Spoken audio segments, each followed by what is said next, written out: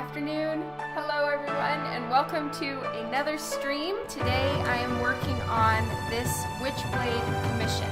So I've been working on this one on stream pretty much exclusively for the last little while. And this is where I'm at right now. So I haven't finished putting in all the detail on the marble pillars, but the rest of it is finished. And I'm gonna get started on coloring, which I'm so excited about. It's gonna be so much fun. And today is Copic time. Woohoo! So I've been thinking a little bit more about the piece, and I talked with the man who this commission is for. And instead of doing white lace, so as you can see here is blank, and down here at the bottom of her dress there's also no detail put in, because I'm going to handle that at the very end with gold instead. So we're going to make it with metallic gold. This is watercolor paint, but because it's such a small amount and I'm not fully saturating this paper, which is not watercolor paper, it works really well. My music is drowning me out. All right, I don't know what happened. Usually it's down lower. Yikes, that was up super loud. Can you hear me now? Anyway. I fixed it. Let me know if it's better now.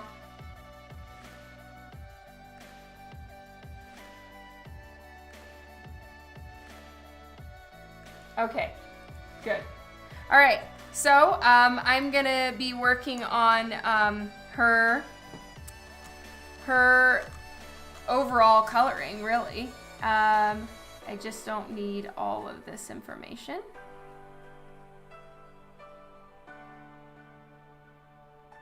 There we go. It's just a personal preference thing. I prefer to have very little line work on lips so that they look a little bit more natural. Hello, Coach Sim. Thank you.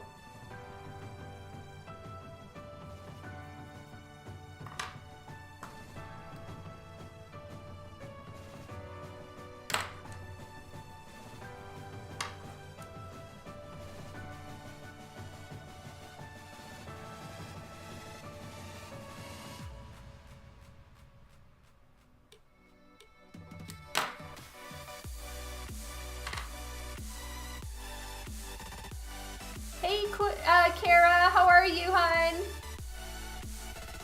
All right, so now, even though it's not really showing up on screen from what I can see here, it is very lightly drawn in. So I do have enough information for me as far as her lips. And that's kind of all the information I want for that. And I'm just cleaning up some of the sketch lines. The plan for this one is that the background is going to be more sketchy. So I'm not going to color the background until later. Usually when I'm doing a commission with background, or even when I'm digitally coloring, I try to have the background more or less figured out from the get-go, because that sort of sets the color tone for the rest of the piece and the lighting and all of that. But for this one, I'm kind of going to do the exact opposite, and I'm going to do the background last, because it's not really a focal point in this piece, and it's all going to be very muted. The lighting in the background is only going to be casting a very minimal amount of lighting. Most of it is going to come from straight on light source and the flames on her Witchblade. Hey Mike! Hey Philip! Yes, the Calgary signing was tons of fun, so I really, really enjoyed it. Thank you.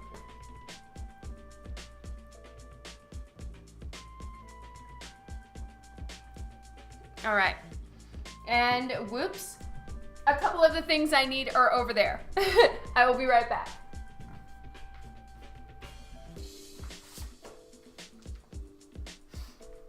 So I need my trusty hex chart, which I have here. And I have the book for color reference so that I make sure I get the Witchblade the right colors. And then I'll show you guys a couple sketches I did at the signing, because I had a little bit of extra time. So you guys saw the sketch I did for Kara, but I have a few more that I've gotten started, so I'll show you, just for fun. Yes, I'm over my migraine, more or less, Arrow, which is awesome. I couldn't stand up for more than half the day on Friday, so I'm really sorry that I didn't do a stream on Friday. It kind of sucks, but at least I'm able to move now. Yeah, I'm feeling better, thank you. All right, so I did a bunch of little sketches and then some that I actually handed over to people already, but these are the ones that I'm working on. So I have a sketch that I'm doing at the holiday market, which is my last show of the year, and it's a local one here in Calgary and definitely a smaller show. So I'm not sending around an email that time for sketches, I don't think. So I did take a sketch for a girl, and this is the little layout I did. So as you guys can see, it's small. I even got a US quarter to show the size difference. So that's a quarter, and that's the size of the sketch. So what I'm gonna do, well, I already did it. I scanned it and blew it up to 8.5 by 11 size, which is the sketch size that I'm gonna do. And so I need to transfer this to board, and I'll save it for another Twitch stream throughout November so I can work on this. It's like a Christmas Harley piece, and I'm gonna make the present say from the Joker, and then I'm gonna do like tick-tock on it so that it sounds like it's a bomb inside, and she's like, what's in here? Just for a fun Christmas present one. And then I am working on a Van Helsing sketch. So this is a Zenescope character, her name's Van Helsing, and I'm doing this for the owner of the store as a little thank you for having me for a signing. And let's see, I worked on a Joker just for fun, and I worked on a Batman, again, just for fun. Okay. So now, time to get working on Witchblade, and I need to get the right green. So I'm gonna stick into the more muted greens here, the BG 93, 96, and 99 for her. Even though she does have more lighter greens, well, yeah, you're right. Maybe. Well, either way, I'm gonna stay in this range, which is kind of the more army greens, and have some lighter ones in there too, because it does actually look quite shiny metallic.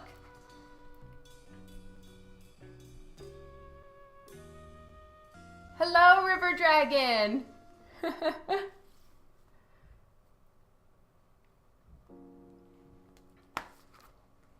And hello, Cortron! How are you?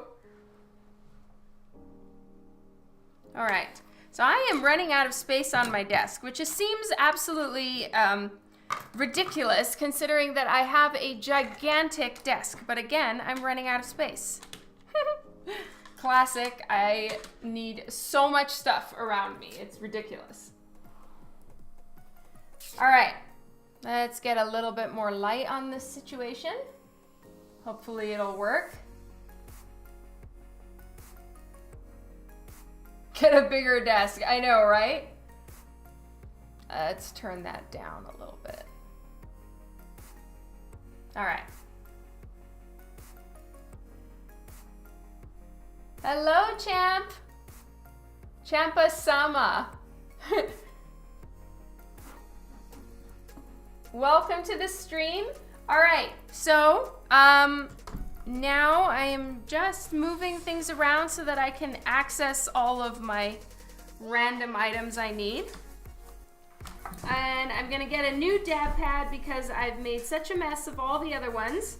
So a nice clean dab pad. For anyone who hasn't watched my work before or what I do, I use these to dab off the markers because no matter how hard you try, and I do overfill my Copic markers because they are refillable, but even so, even if you didn't overfill them, it's really, really important to always have some kind of napkin or cloth or something that doesn't produce an excess amount of lint. So you wouldn't want to use cotton balls, for instance, but get something like this so that you can dab off any excess drips from the Copic markers, because if you don't have it right here ready for you and it gets on your commission, it is very, very, very frustrating. Sometimes it can completely ruin the piece that you're working on if the wrong color drips and makes a huge glob in the middle of your piece. So always have a dab pad.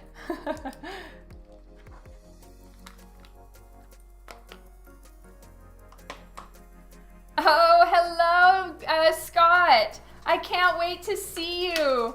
Endmo, it's gonna be awesome. And I explained this at the very beginning of the stream. So for anyone who's just jumped on, the lace I've been talking about for the last few streams, that I was gonna use white acrylic paint probably to do the lace details. In the end, I decided, and I talked with the Harv, who the commission is for, that I'm gonna do gold, because it's not a wedding dress. It's supposed to be a gown, right? And in the book, it is very much a purely white dress, but I want to kind of give it like gold metallic paint, all shiny and pretty. I think it'll look really nice, so I'm going to do gold instead. Whoop, whoop. Oh, thank you, Champa-sama. I really appreciate that.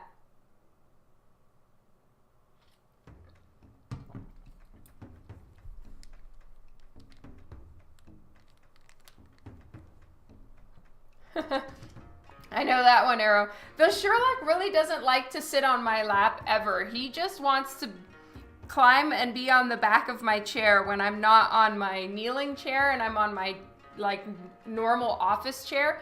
Sherlock climbs up the back and sits on the back of the chair, which has to be so uncomfortable.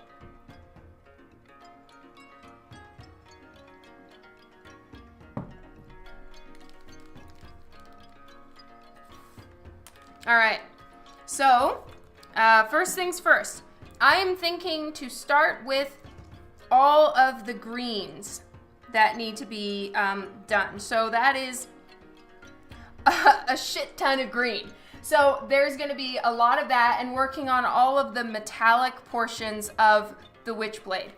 And I'm really looking forward to it. And I'm doing that instead of starting with her face, which is what I usually do. I wanna try to discipline myself a little bit more because the face is the most fun for me. So I always want to start with the face, but I'm not as warmed up. So I'm gonna really discipline myself to work on all the metals first.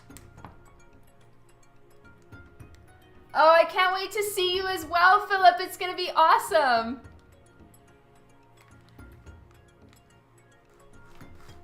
Okay, so, and then as far as the color of her dress, it's a white dress, right? But I've been trying to decide, okay, which kind of gray should I use for it? I have 3 types of grays. I have, because you need to put some sort of tone in it. So do I want it to have more of a brownish tone, which would make it like a champagne colored dress, or cool colors like the cool grays to give it almost more that icy white look, or toner grays, which make it look a little bit more silver. So right now I'm heavily leaning to toner grays, which are going to give it a little bit more of a silvery look, and then the gold on top. But now that I have, see, I was going to do the tonal grays, which are flat gray, no like other color undertone, and then I was going to go over it with white. Now that I've switched, I need to like give that some thought, but I'm still leaning towards toner gray, but I'm gonna put a pin in that for now because I'm not working with the gray dress right now. I am working with the greens. So these are all of my blues and greens, and I keep them in a Ziploc bag to keep them all together. And the greens that I'm going to be pulling from are these ones. So I'm just going to grab all the ones in that particular family. So these ones are the darker greens, a little bit more in the army green range. And all the more yellowy greens or bluish greens are not going to be used this time. Yeah. So that's it.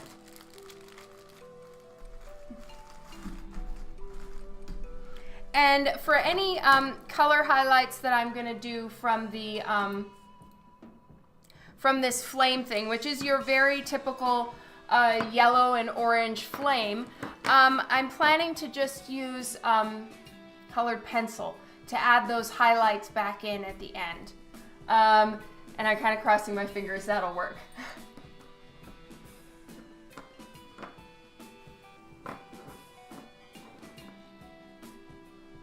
Oh my God, is Kylie here? Oh, Kylie's here. Hello.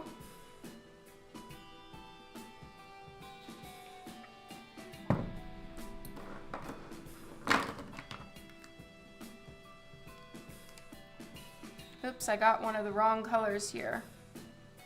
YG24. No, G24. Oh, okay, no, it's a good color.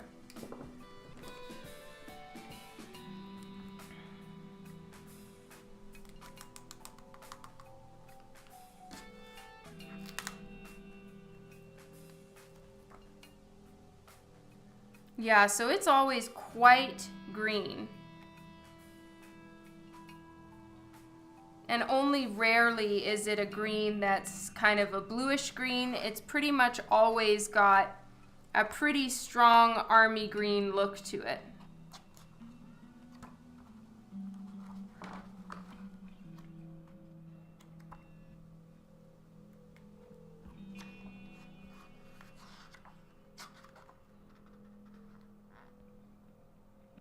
Yeah, and it's shiny. Very, very shiny. Now, granted, that was the style back then to do everything super shiny like that, but even so, I'm gonna start with a very, very light color just to get going.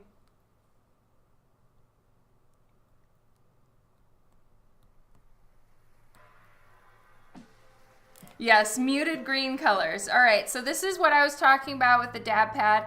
Always have one of these around.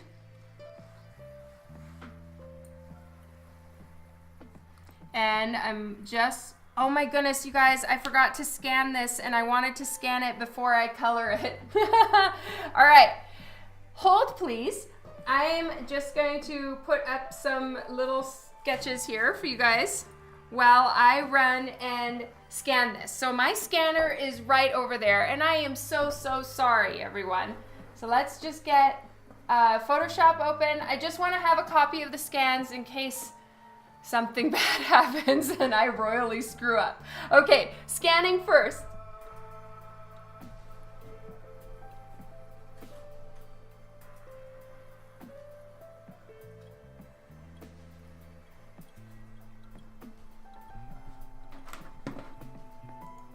All right, getting my scanner.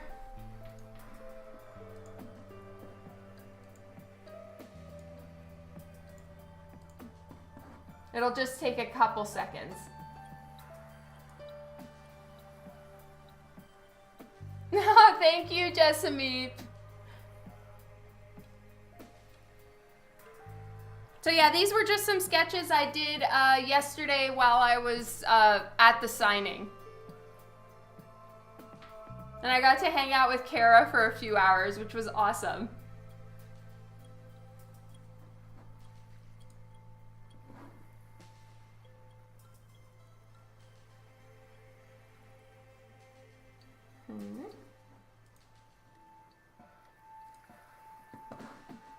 What's happening here?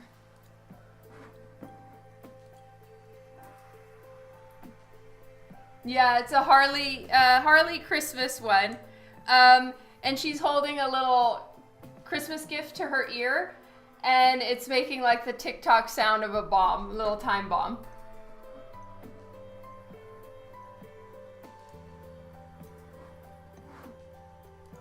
Alright, I don't know what's happening and why my scanner has decided it doesn't want to work.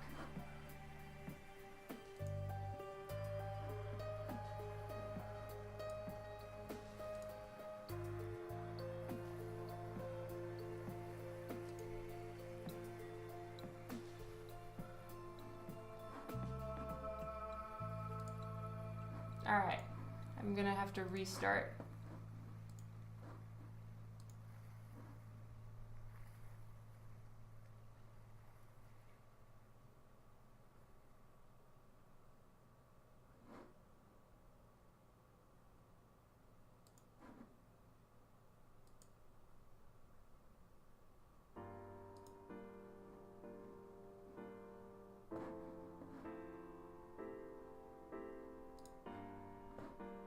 Well, guys, I don't know. It seems like my scanner is not cooperating.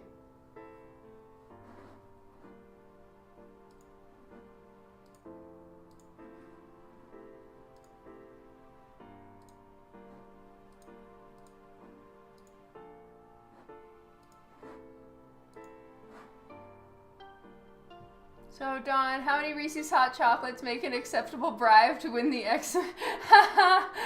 Yeah, right. I wish. Yeah, exactly. Typical Mr. J, that's right. Alright, I'm gonna try one more time, and if it doesn't work for me to get a scan of it, I guess it just doesn't work for me to get a scan of it.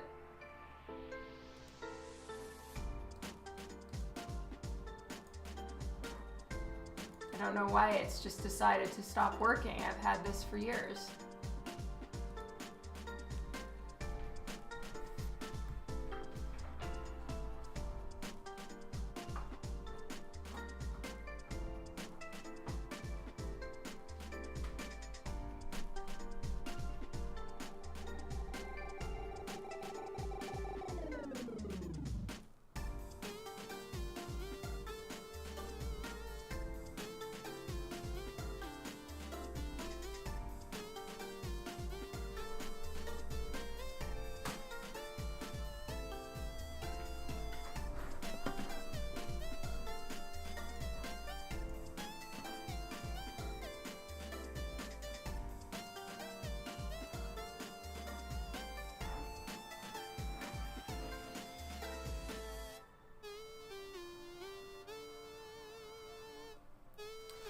It's not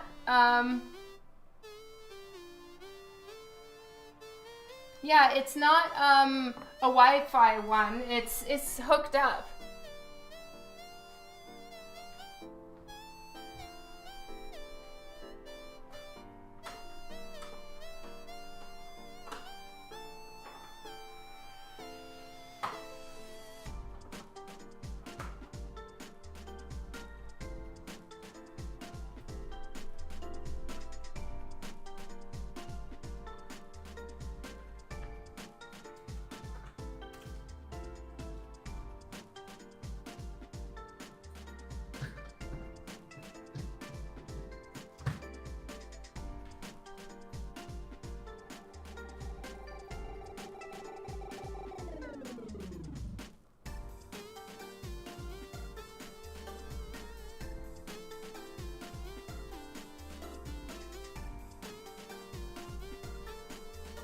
Last try here. If you live closer, you could fix it. Yeah, you guys are amazing. And Kylie, you are truly incredible when it comes to tech support.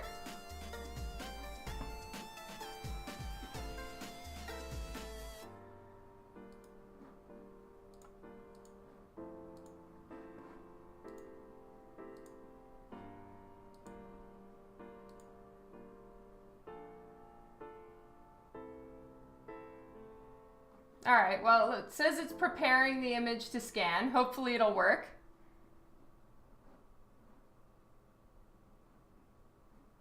Oh, it's true. That's a good idea, Jessamine. I'm completely out of my other cards. All right, well, I'm hoping it's going to scan, but if it doesn't, it doesn't.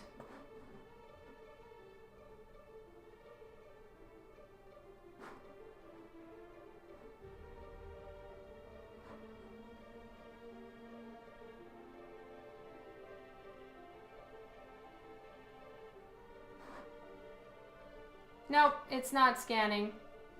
Oh well. I'm gonna go get it and start working. Hey, Steve! How are you?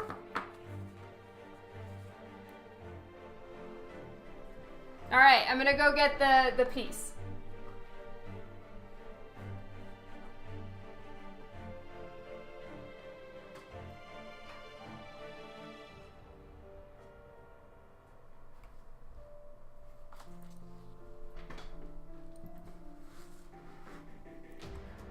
Oh, you're tired? I'm sorry. Oh, what did you miss with the cards? They were just some sketches that I did at the signing yesterday, just for fun. I had some extra time.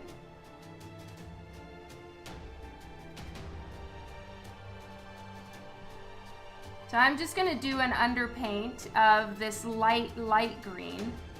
And then I'll go over with the darker colors. And what's really nice about working with this green right now is I don't have to worry about it being perfectly smooth and blended. I can just color away, so it's really great. Right now it's Jessamine, it's just gonna be ready, it's just gonna be on the Kickstarter for the foreseeable future. Hello, Tyler!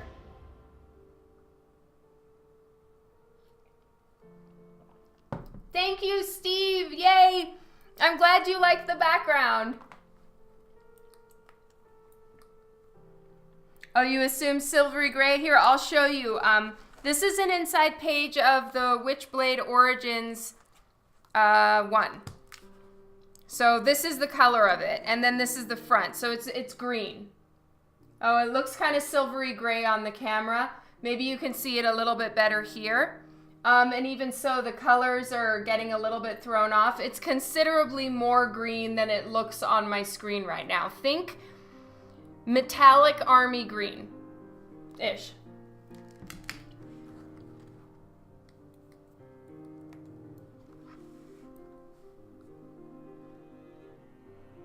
But it's a very, very shiny metallic. So, you know, think green chrome in what it looks like. Yeah, it's not silver gunmetal, it's green. Maybe if you look at it on your computer or something, search Witchblade. But in the comic book, it's very green.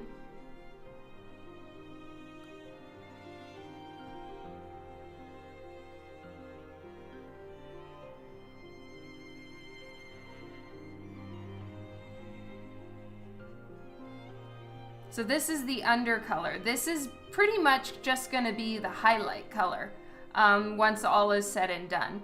And then the circular elements are like glowing stones, basically.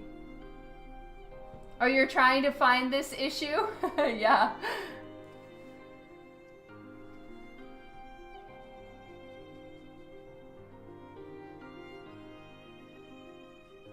My copy of it is very, very beat up.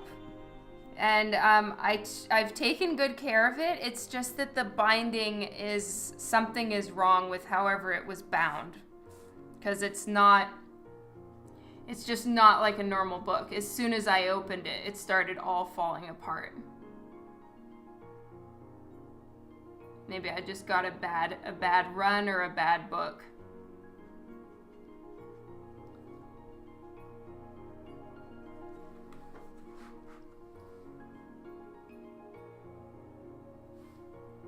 Oh, thanks, Steve.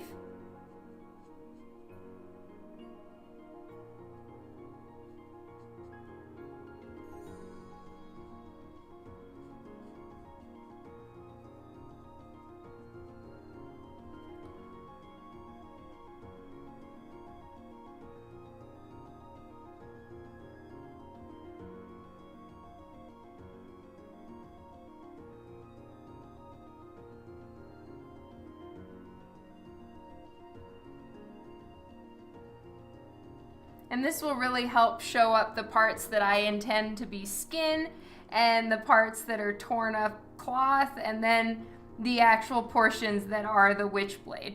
So I'm really happy that now things are going to start becoming a lot clearer, which is awesome. Because right now it does look a little like confusing.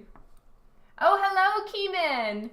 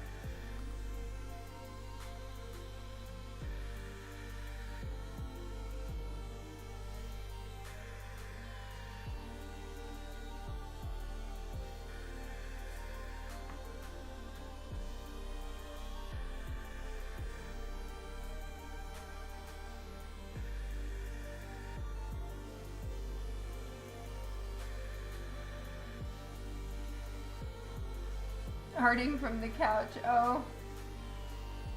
Her new bed together. Oh, sorry, Kylie. Hello, Tanis.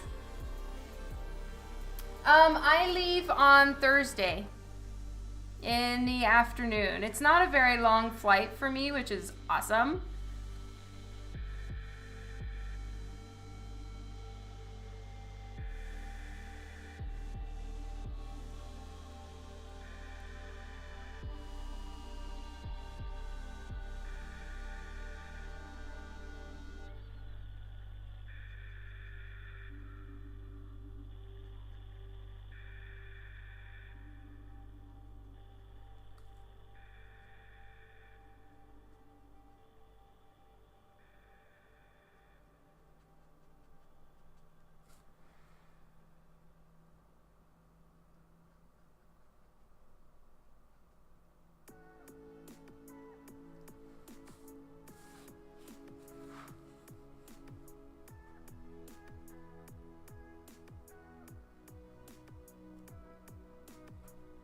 Oh, that's so nice that she has more room.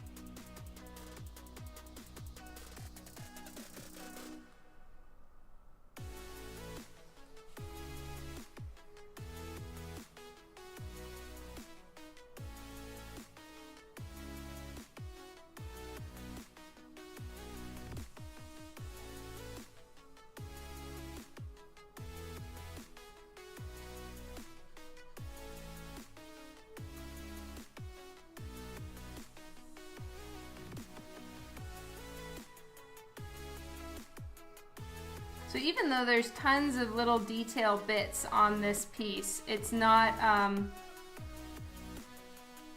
a bunch of different colors, which does help control the amount of detail in it, which I think is really good.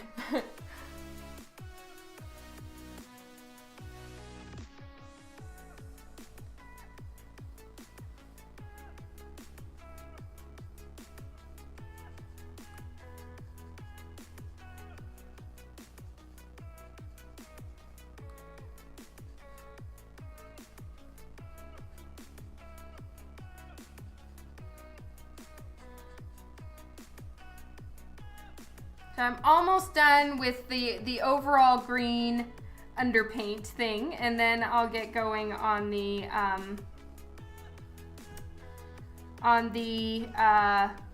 darker colors.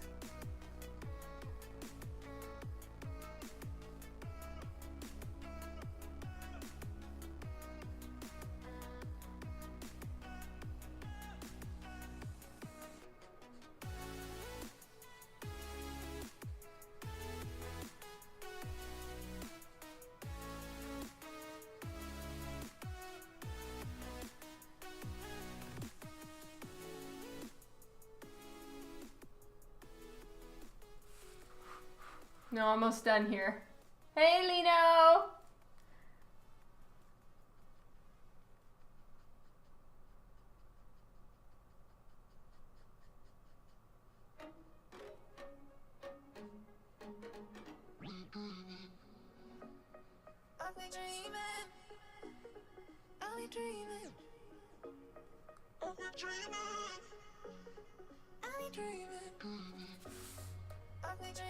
All right, so this is the very, very lightest green that I used. It's G40.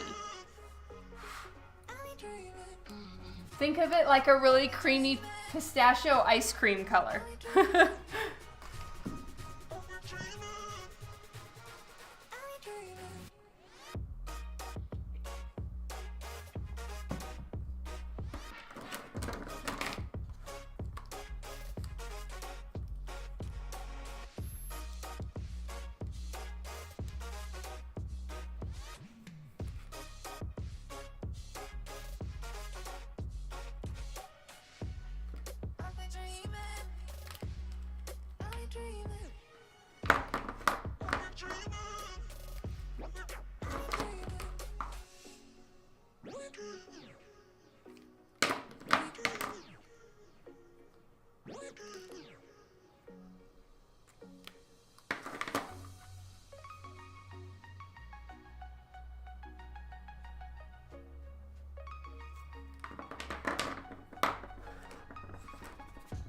Oh, that would be so awesome, Kylie.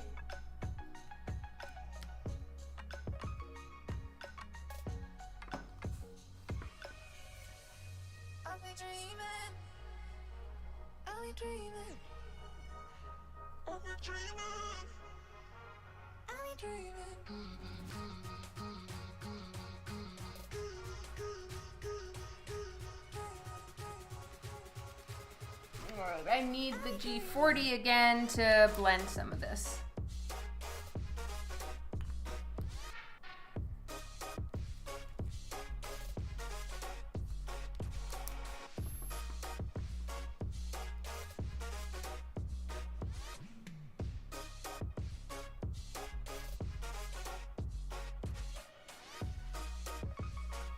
So now I'm using G93. It's a little bit more the correct color and a little bit more gray, grayish green.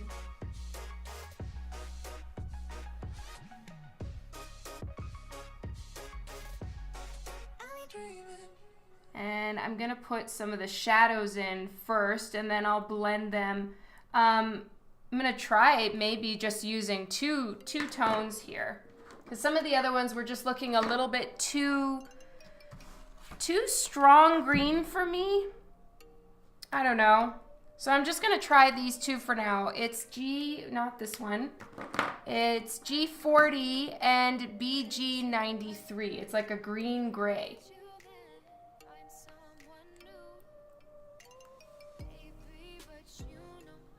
Yeah, Elias's Copic coloring is unbelievable. It's so good.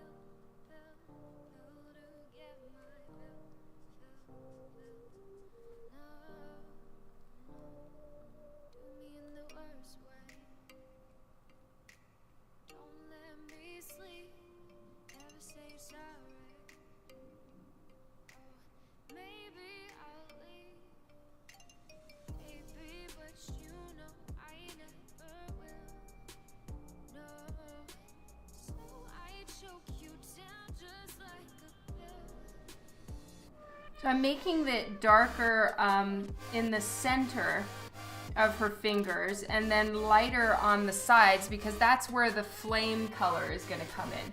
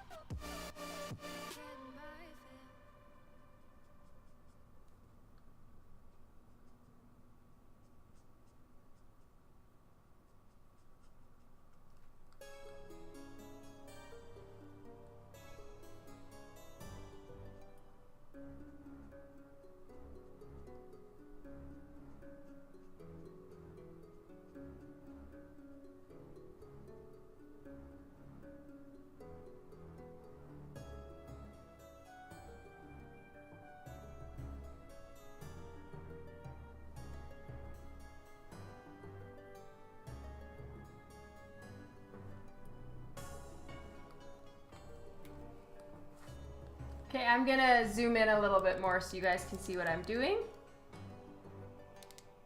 Oh, hey, Keeman!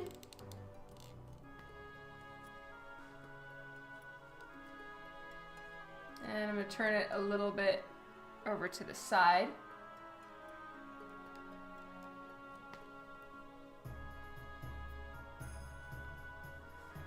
You know what, Kylie, I'm probably gonna use a little bit of white colored pencil at the end, but then I'm also leaving the light green in portions to work as a highlight as well. And since I don't need to worry too much about it having like a smooth blend, I can work with it and just keep making adjustments until I get, you know, enough shadow so that the highlights pop.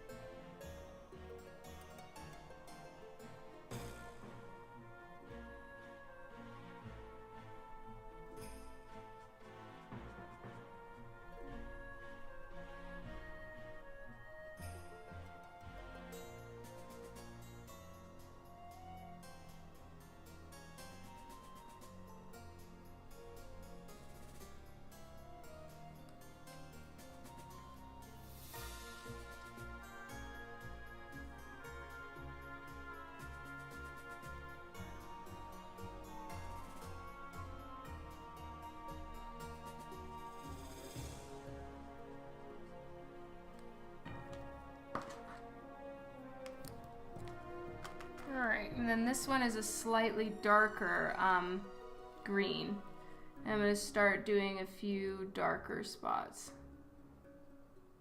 And you know what? The more that I'm looking at it, I kind of think like this, this BG93, this grayish green, actually lightens up enough that I should just make that the base color.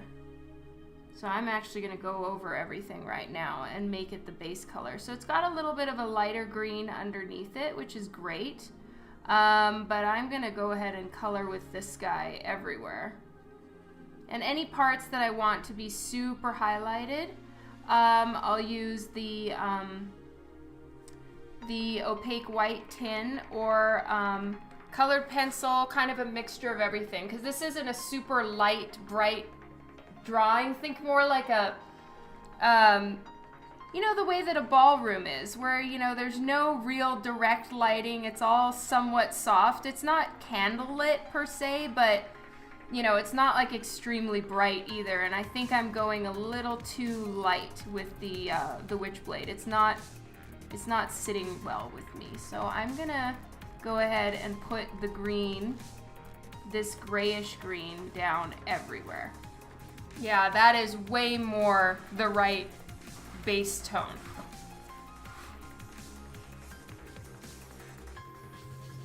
Hey, Jason! And Hans is here. Hello, Sloppy Octopus! Oh, yay, I've been looking forward to having you on the stream. You can explain to me what's going on, or how it works with teams. That was you, right? Yeah, subtle lighting. And Sheldon is here. Hi, Sheldon!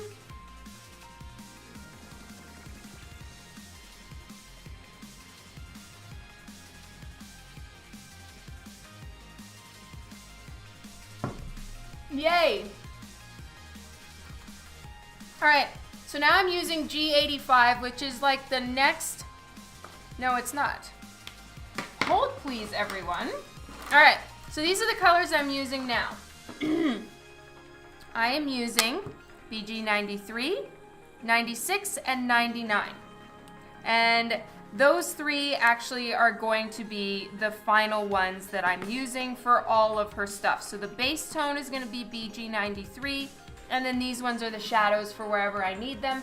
And then I've been seeing a lot of other artists do it, and I've tried it a few times now, and I'm really loving just using colored pencil and then a couple pops of like a opaque white for highlights. So white colored pencil it just gives a really nice look to it. So I'm gonna try that too a bit with this one and just kind of toggle between a lot of different mediums.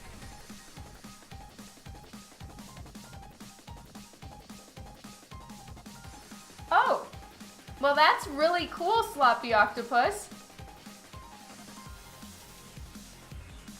And then as far as, okay, so with the hosting, that seems really awesome. I love that. And then as far as which team, it's like Sajin's team or something like that, right? Because I follow him already. He's awesome.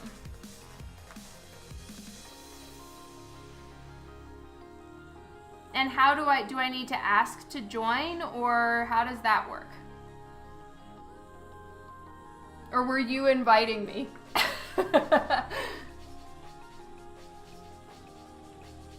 And you're one of his mods. That's awesome. So cool.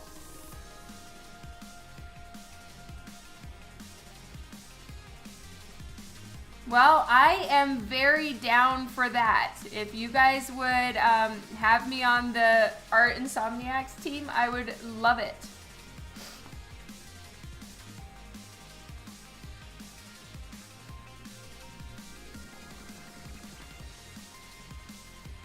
Today, I'm going to be streaming for another 2 hours at least. I stream when I'm home. I travel to conventions a lot, so that makes my streaming during the convention season a little bit more tricky as far as when exactly I stream. But in general, I stream 3 times a week. Right now, it's Wednesday, Friday, and Sunday, and I go for about 3 hours. But the convention season is almost over, and then I'm going to work on a new schedule, and I have 3 months at home solidly, so I am going to put in some good streaming time. Whoop whoop. Oh my god, Melmaid Dukes! I love your work so much, there are no words. It's an honor to have you here. Thank you so much for watching, and I love your art. Thank you.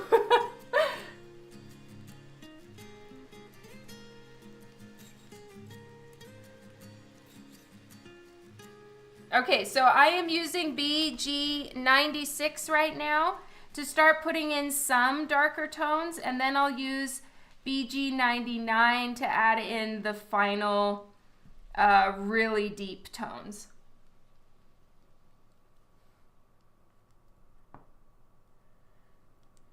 Aw, lots of love to you, Melmaid. You are so great. Truly.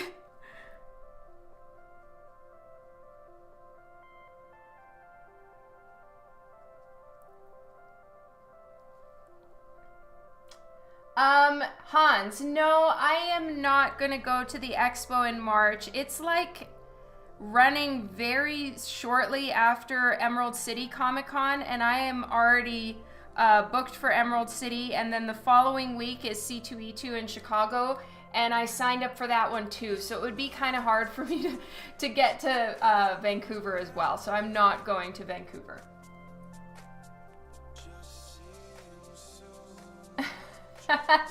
That's a funny, Sheldon. I love that.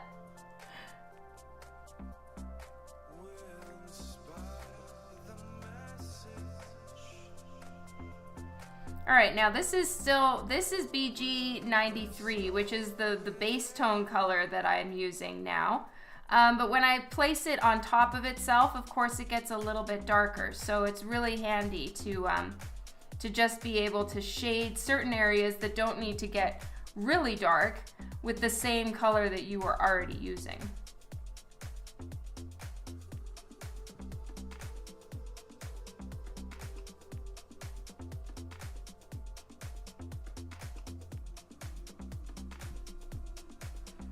And I'm trying to not go too blendy. As you guys know, I love the blendy soft Copic markers, but that technique will actually not be good for this piece because it's supposed to be metallic and sharp, and I will ruin all the work I put into the inking and getting the inks right if I go too far into making it smooth. I have been to Wizard World cons. I just haven't been to any lately, Keeman.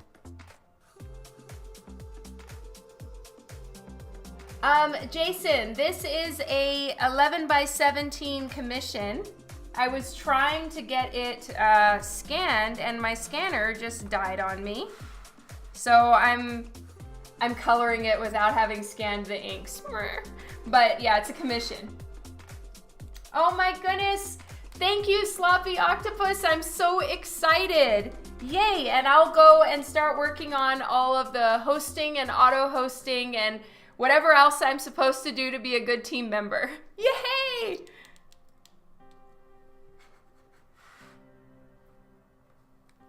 Yes, exactly. 2 years in the making. This has been on my commission list for 2 years. Officially, we started talking about a commission for this piece about 3 years ago, but I only started it last week. So I haven't been drawing it the whole time. Okay, yes, I have never been on Discord, so I'm gonna have to go look that up and set it up and everything like that. I don't know anything about Discord. I'll learn.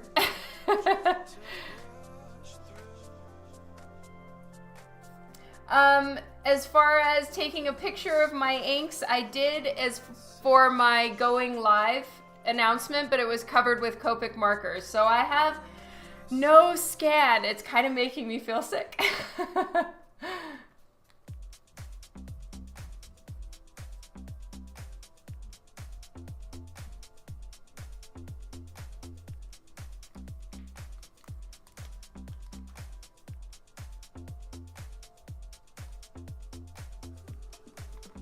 All right, and I have a dab pad to the side that I've explained to you guys about before. In my opinion, dab pads are very important to have when you're coloring with Copic markers.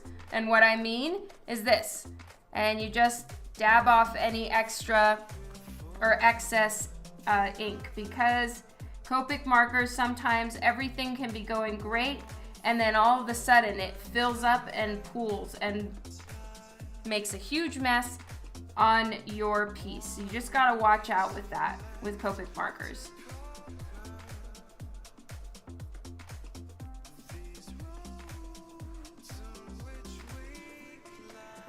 You know what?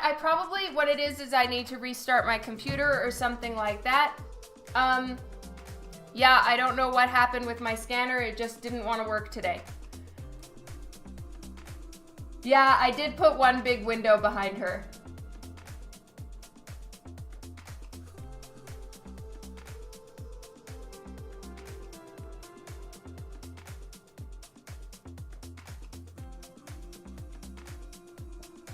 Thank you again, Sloppy Octopus. I really appreciate the invite.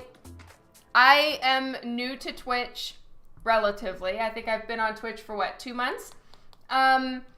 And so I really could use all the help I can get, and I appreciate it. Thank you so much. No, I can buy myself a scanner for sure. I need to. It's been a little weird lately, so I think it's time. Dan and I have been talking about it for a while. So I will be getting myself a new scanner. I do keep a backup scanner, which I have. It's not an 11x17 one, but at least it can scan. So I keep one as a backup just in case there's a day like today. But I wasn't going to set up a new scanner in the middle of the Twitch stream. So you know what? Shit happens, and that happened this time with this commission, and I have no scan of the inks.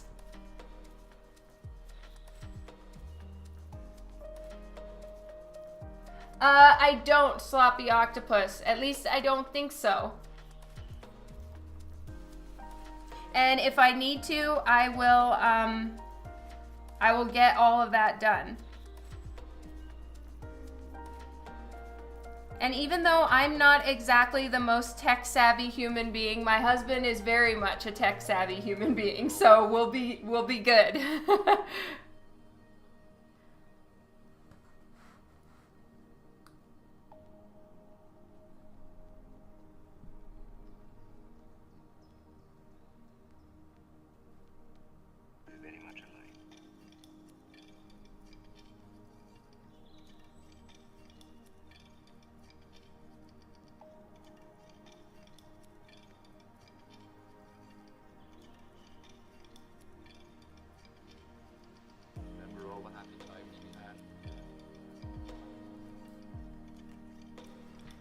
Our key for a streamer, you can be extremely creative with them. They make viewers and other streamers feel more connected.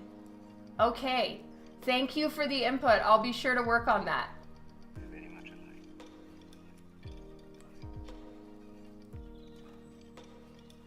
alike. Thank you, Philip, for invoking Dan. That is great. All right. Time to move on to her neck piece. And so I'm going back to the lightest of these green grays that I'm using. It's BG93.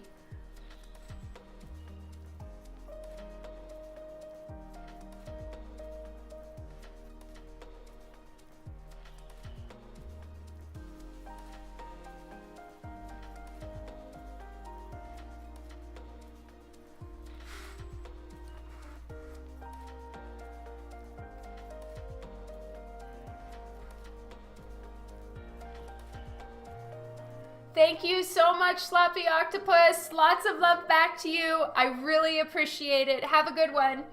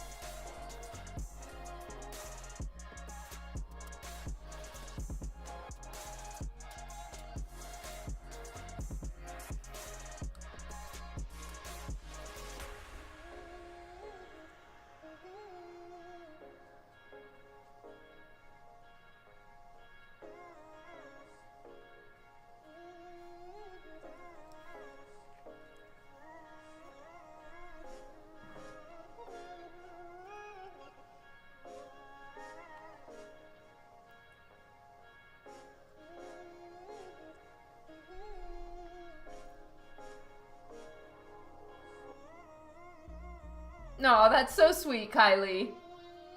You guys are awesome.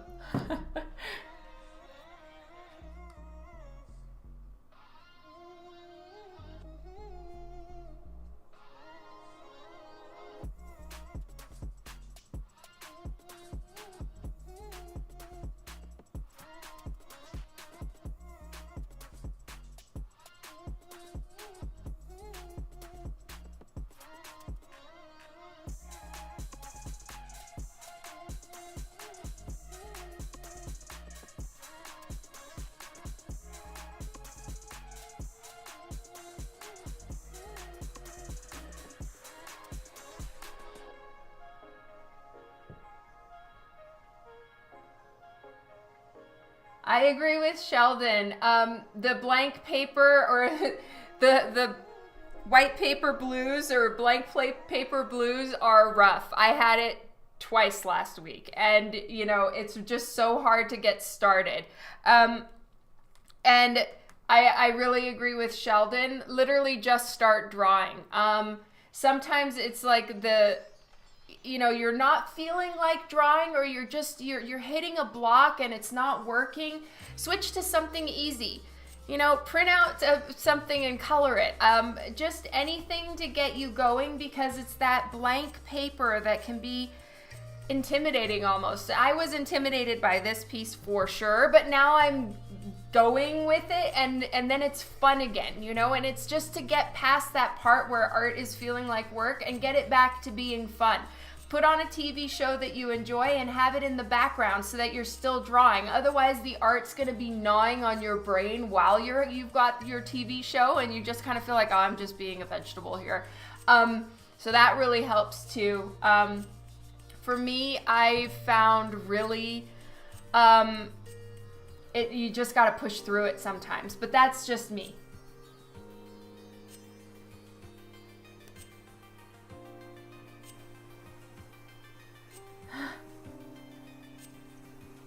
Hot tub. Oh, Jason. Honestly, it's when I like it, or it gets like, sometimes I'm not planning on it, and it just depends on response and what people liked and didn't like.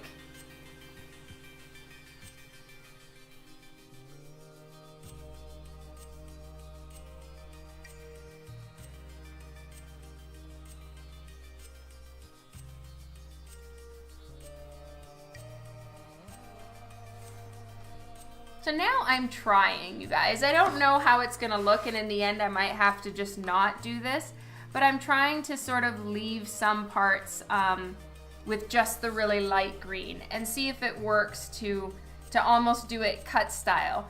And a little while back, some of you were talking about the coloring of the Witchblade from the 90s as opposed to the more recent Witchblade renditions. And they did, I don't believe, had the stylists, like the Wacom tablets and stuff like that. Yes, they were starting to come out, but I don't know if they were out at this point. This may have been way back when they were coloring with a mouse. So it's all done with cut styles. And so I'm gonna try to see if I can leave a little bit of that cut style look to it, so it has that sort of retro Witchblade, which, is what I really love, because, this is the issue that's like dear to my soul. And so I'm kind of going in that direction, and I'm gonna try it. I don't know how the cut style coloring method is gonna look with Copic, but can't hurt to try.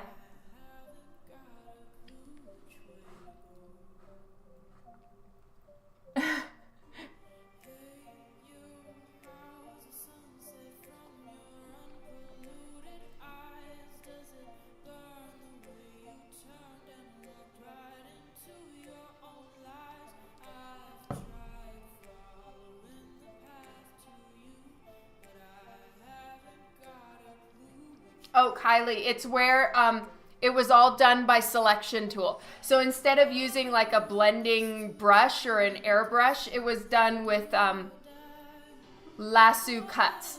So like, you know, it would start out with the darkest color. Now, I wasn't a colorist in the 90s, so I really don't know. Even though, fun fact, I'm credited as the colorist.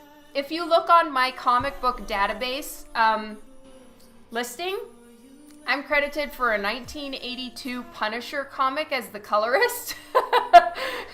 We won't know why.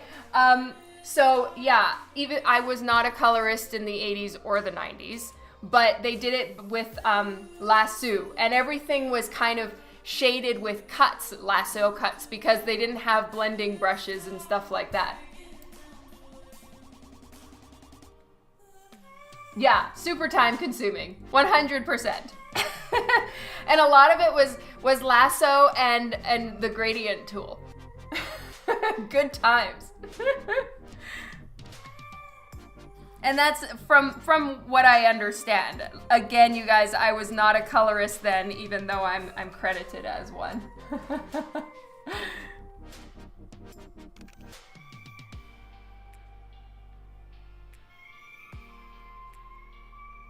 Yeah, I was 4, so no.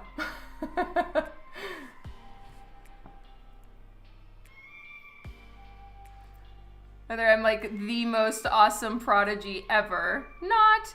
So it's definitely a mistake.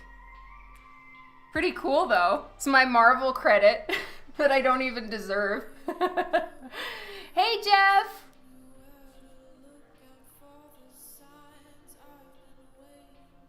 That's because you're a youngin', Kylie.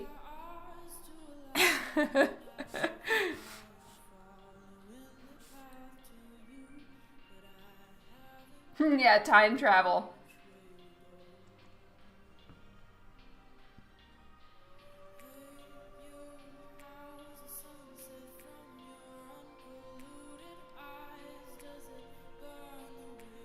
So now I'm using BG96.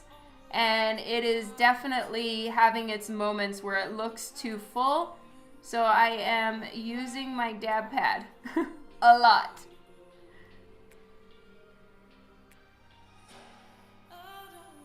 So this is going to be a lot of little noodly detail, but I do think that the cut style just might work. And honestly, that would be so fun and have such a like 90s color style to it. I'm pretty excited if this works out.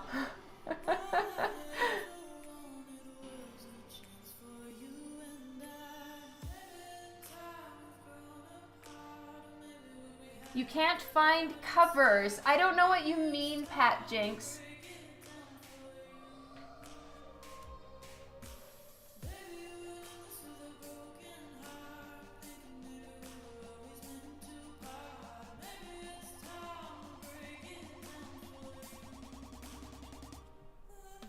This cut style's fun. Really don't have to worry about blending at all. Oh, frames?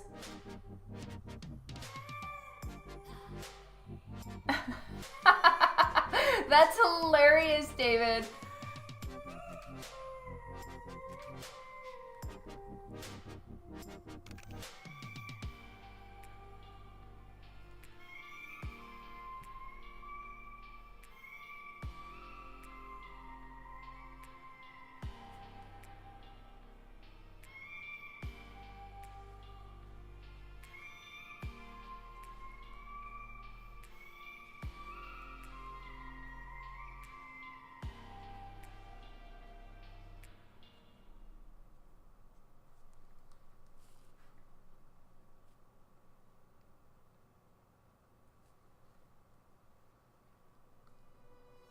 Oh, clear protectors? Oh, wow. Those are, I think they're called top loaders. I think that's what you mean. I don't know where they sell top loaders here in Calgary. I don't even know if anyone sells them here in Calgary.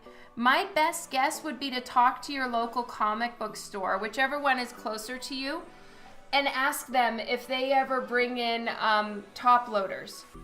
That's what they're called. And see if they can bring in some for you in the 11 by 17 size.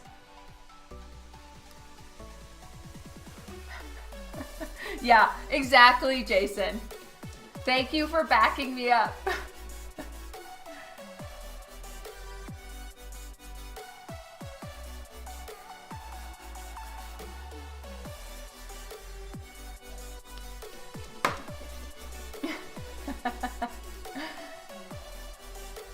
Yeah, I would say, you know, or also Pat Jinx, sometimes they have them at cons, you know?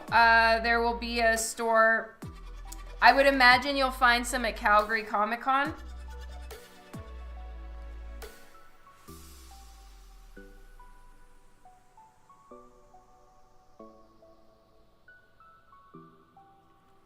Hans, top loaders are these guys. So I've got my, I get my, you know, my hex chart is in here. Yeah, comic traders would probably have them.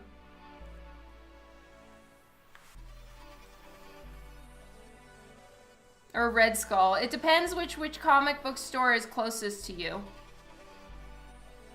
And just try that one first. So just call them and ask them for top loaders and see if they have any.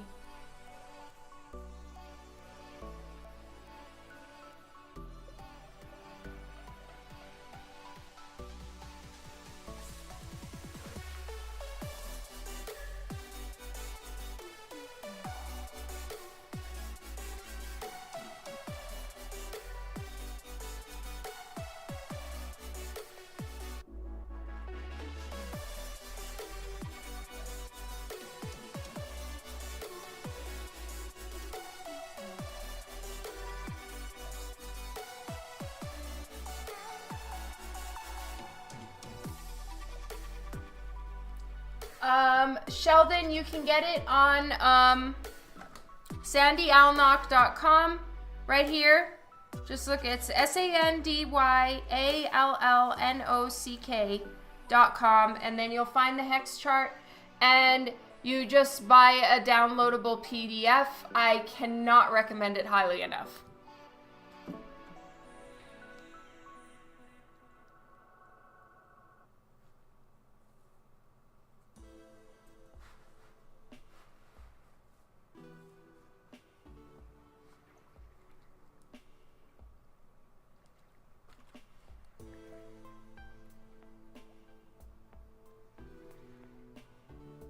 So much green today.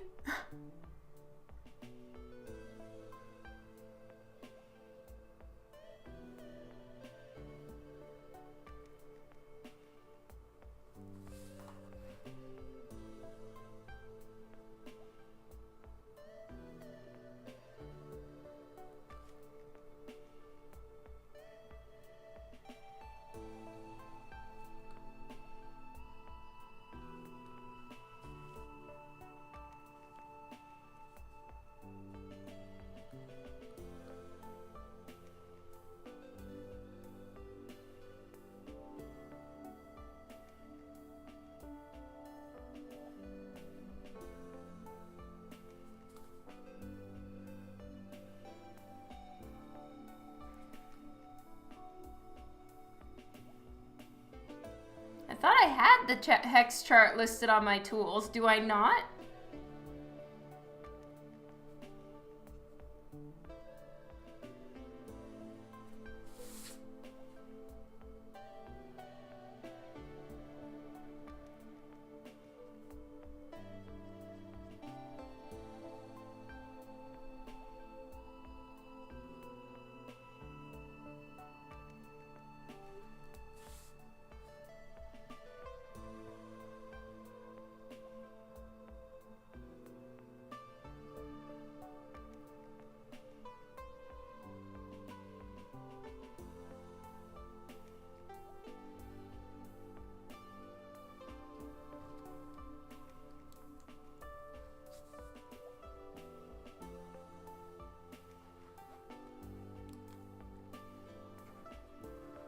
You are green and envy for Harv.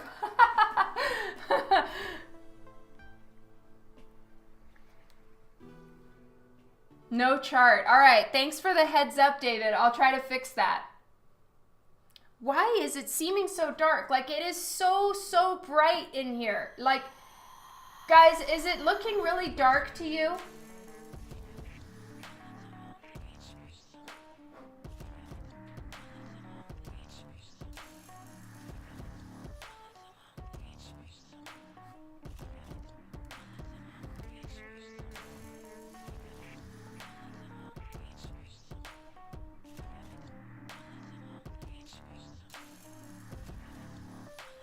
No, it's clear? Okay. All right. It must just be because I have lights in my face that it looks really dark on my screen.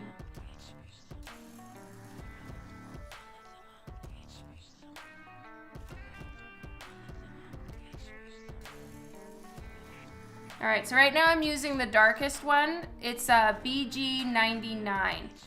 So it is a really, really dark green. And I'm just putting in the very darkest shadows.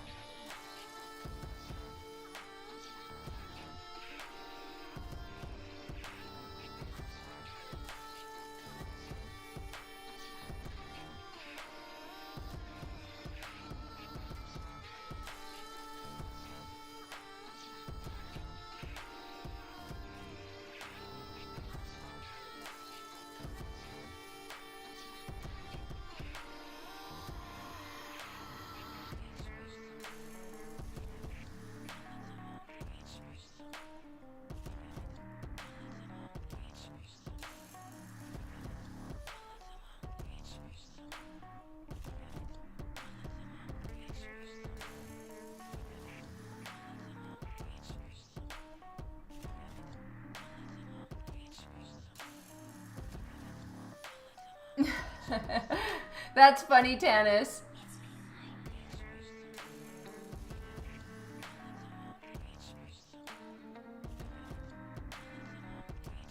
Oh, that's so exciting, Kylie. Congratulations.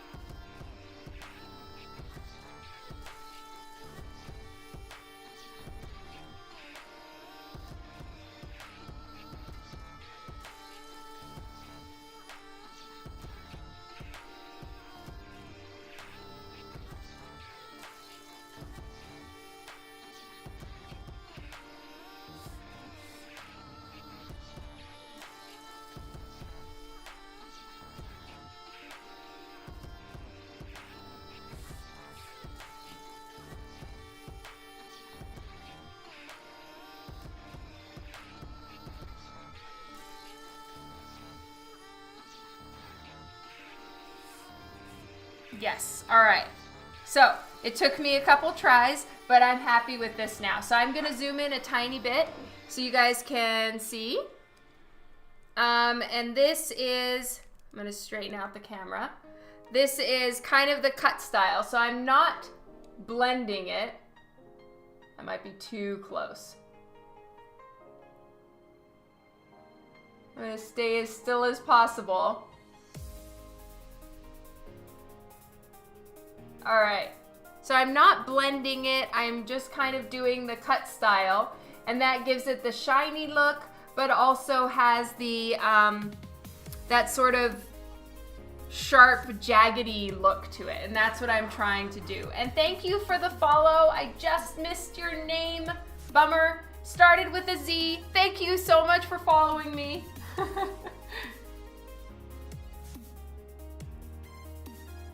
Here we go. Let me see if I have it. Oh, yes. Zach Nafanderen and Bella246. Thank you so much. Oh, and Victoria. Thank you for the follows. Thank you. Yeah, this was probably the best inking I've ever done, and I didn't get a scan of it.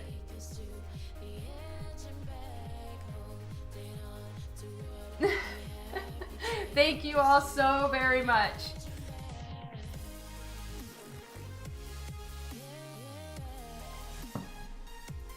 All right, moving right along. So for the record again, I'm using BG 93, 96, and 99 to color her. And the light tone is G40. Yeah, Kylie does live in the future.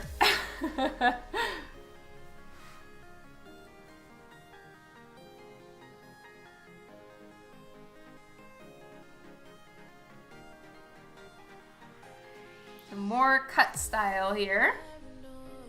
Make it look like I used a mouse and a lasso tool.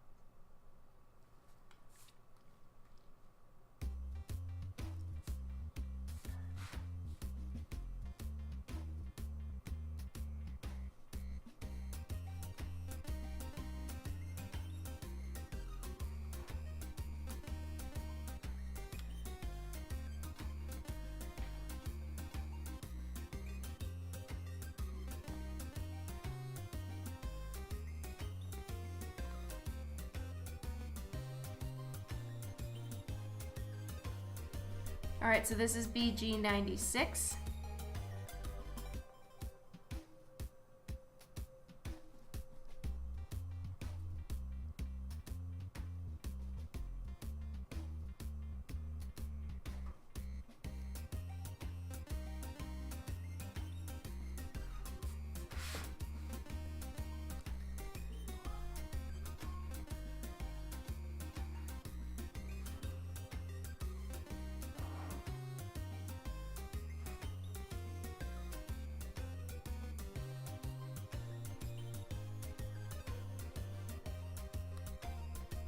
I don't want, it's always finding that perfect balance between, you know, having a decent amount of detail to give it that textured look, but then not going too far to where it kind of messes up the form of her body or the form of the metal. So I'm trying to find the right balance because I want it to have form and look like it has depth, but then, you know, I just don't want it to look ridiculous, like she's wearing like a rock mountain on her shoulder or whatever.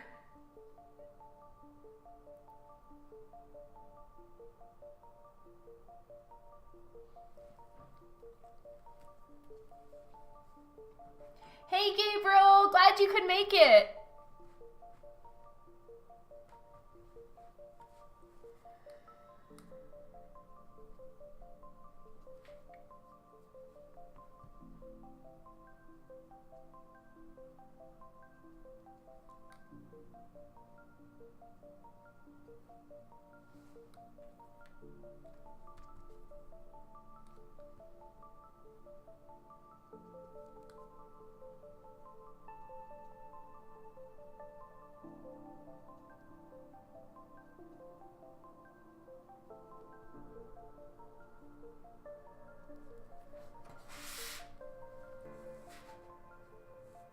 Oh, thank you, Kylie.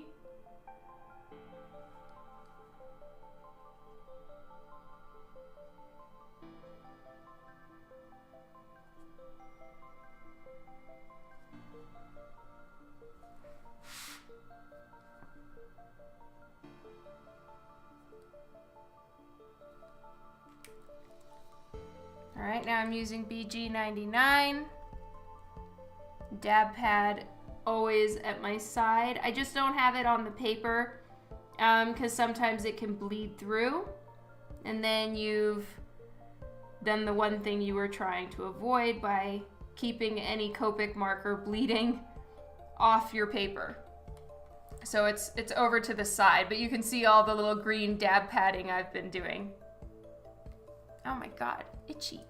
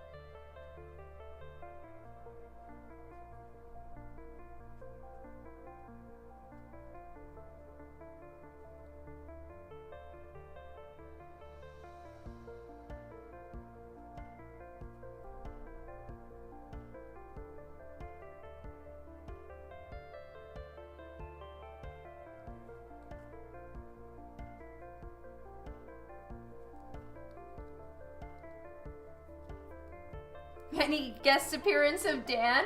Probably not. Though maybe, I have no idea. He may just be inspired and come up here. Otherwise, he's currently outside raking leaves.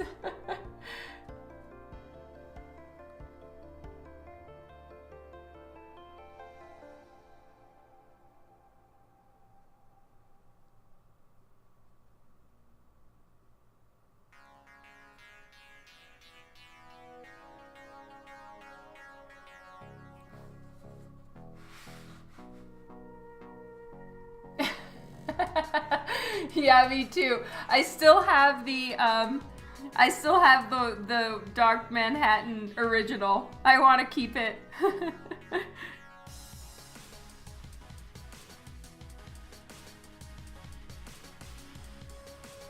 All right, time to move on to her leg, and we are almost done with her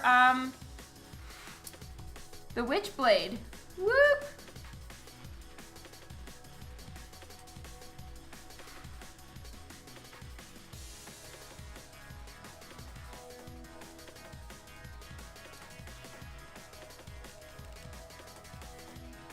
It's a keeper, yeah.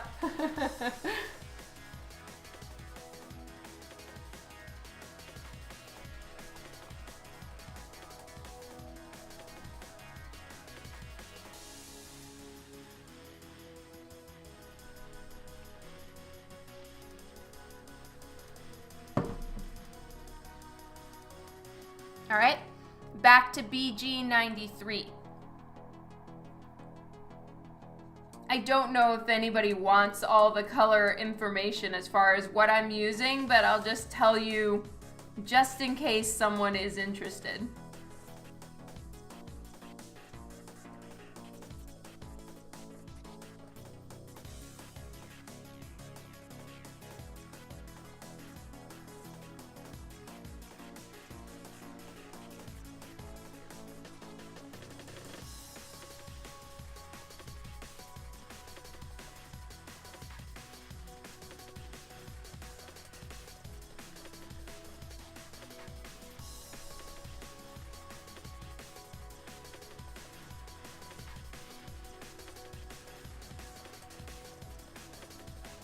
And I'm gonna leave a lighter rim on either side of the outside of her thigh because in my mind, at least right now, that window behind her, I'll show you guys. So this window behind her is gonna be casting some light coming in from behind her dress, which means there would be a rim light down her boot on either side, and we're gonna see her thighs through the dress.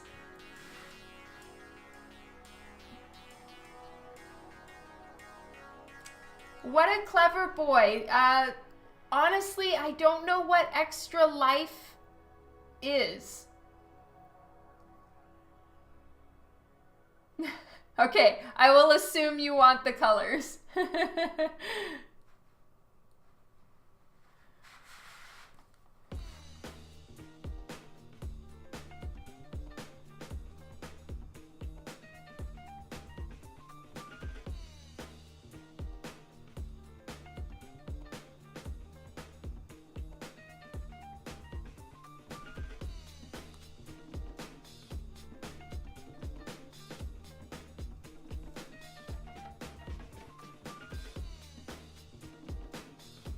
Okay, Aftermac, I'll make sure to keep saying the colors. When I change, I'll let you know what I'm using.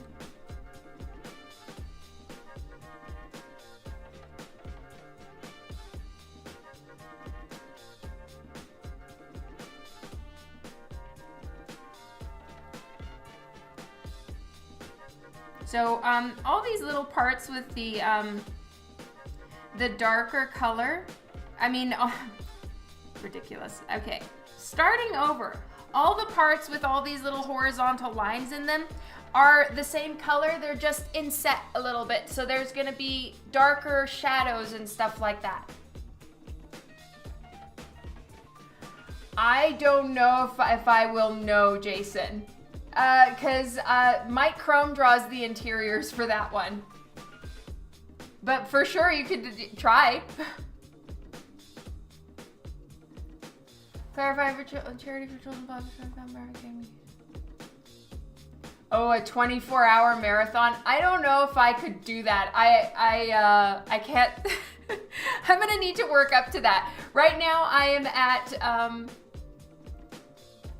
can raise donations for. Yeah, I can give that a shot. I'll need to think about it. When does it happen?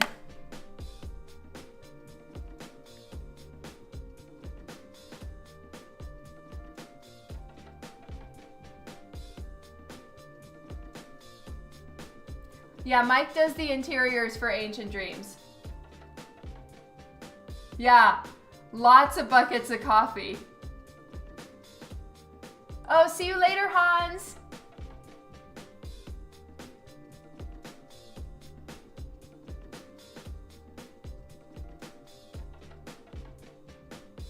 What we did yesterday at the comic traders, we did a bunch of donations for the Children's Hospital. So yeah, there's a lot that does involve the Children's Hospital. Yeah, I'm not even gonna be here. I'm gonna be at a convention on November 3rd, so I'm sorry I won't make it for this one. And maybe I could practice up for next year.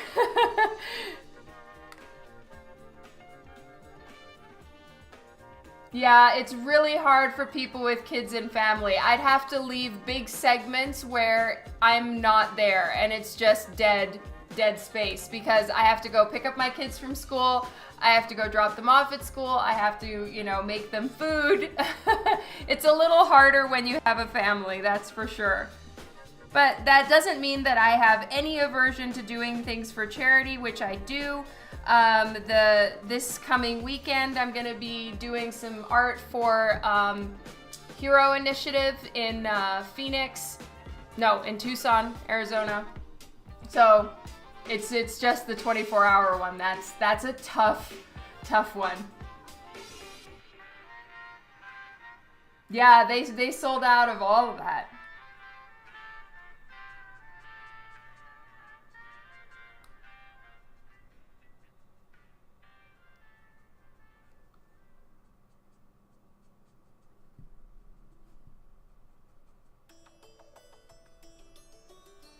I really respect the people that can do those 24-hour things. I'll try to work up to it, but I have to baby steps on that one.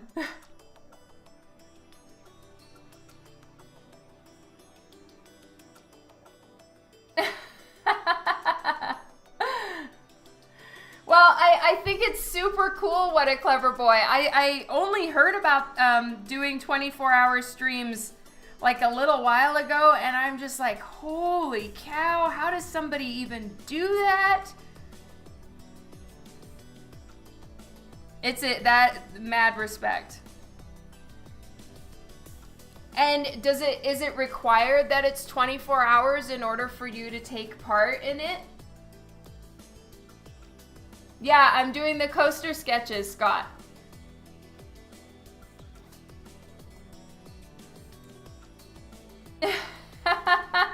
Deal, Tranquil Mist.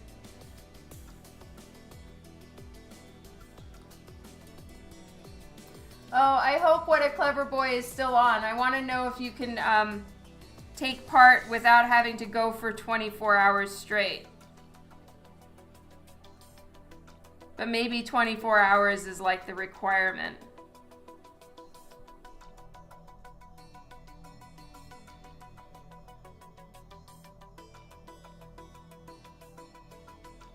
Oh, okay. Oh, that's awesome. You did it last year and you're doing it this year. Did you do the full 24 hours? Oh, well then that's much better. Okay, well I'm not home this year, so I won't have my Twitch situation with me, but I'll totally do as many hours as I can handle next year. Yeah, right.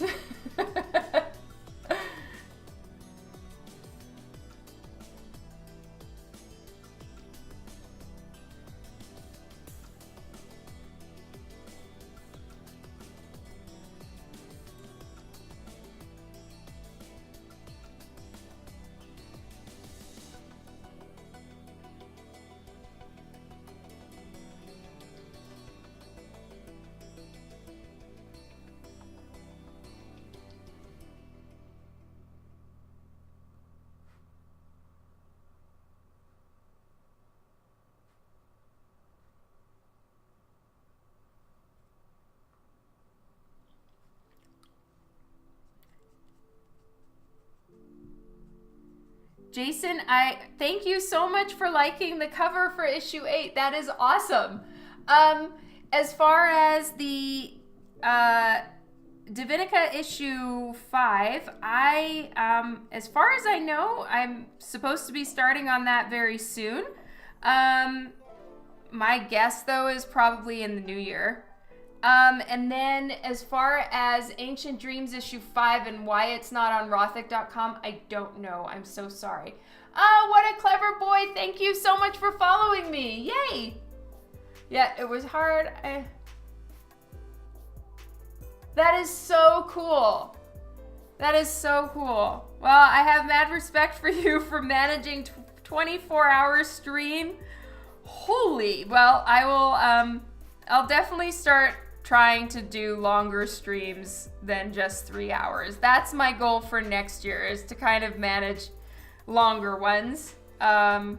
Within reason though. 24 hours, I don't think I'm ever gonna make until my kids are fully grown. But that is so cool. Oh yes, Divinica will definitely be streamed, and it is Medusa, people. Finally!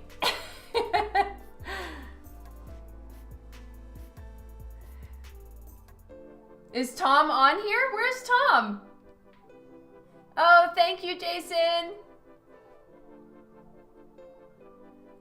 Okay, Tom, I wanted to tell you that I'm putting my sugar-free diet on pause for a slushy margarita in Tucson because I'm sorry. I feel like it's practically against the law to go to Arizona and not have a slushy margarita. It's against the Dawn laws because they make the best ones there.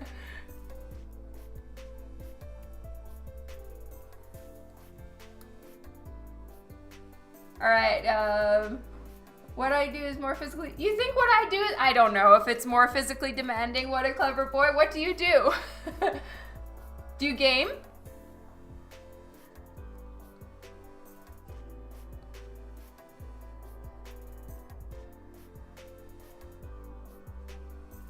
Because I can only imagine. I don't game. have never really managed to crack that code. But for me, it sounds really stressful to game. Levi, shame. They're so yummy.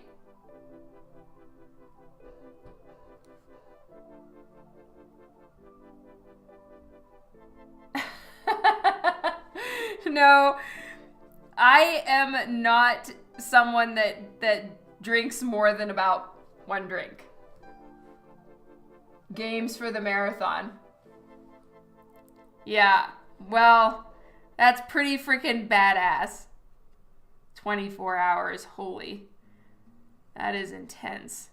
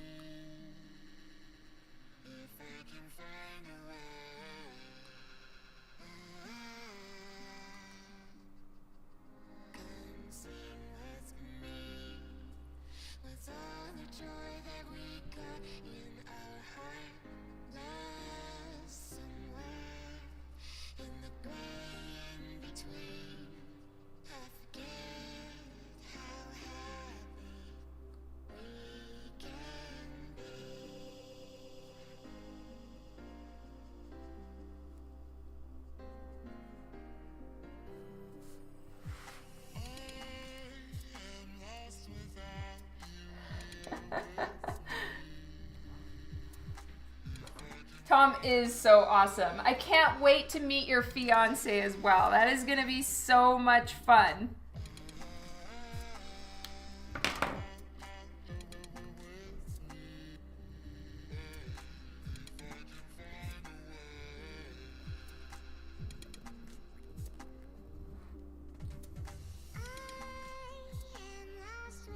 All right, now I'm switching to BG96. This whole time I've been using BG93.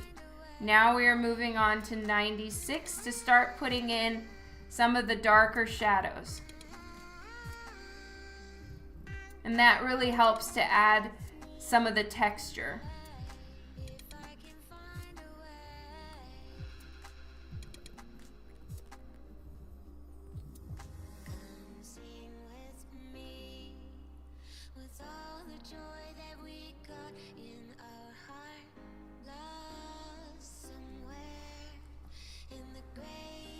Aw. Harv is here. Whoop whoop.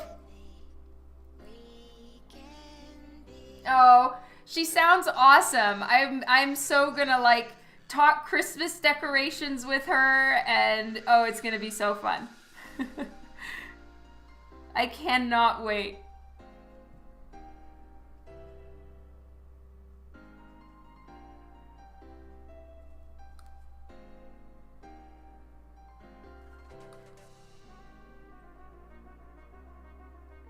Because guys, full disclosure, I'm decorating the house as soon as I get home from Tucson. None of this wait until December 1st nonsense. I am decorating immediately upon return home. Yes.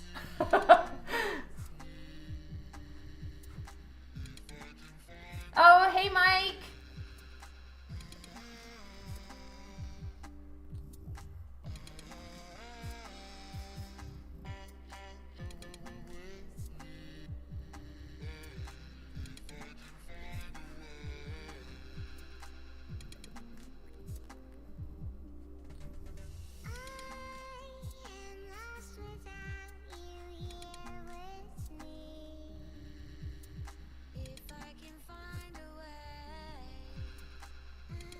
After Halloween is over and it's pretty much cold and wintry here, and we've already had Thanksgiving, there's just no reason to wait in sadness with no decor happening until December 1st. Just no more of that shit. I am 100% doing the house.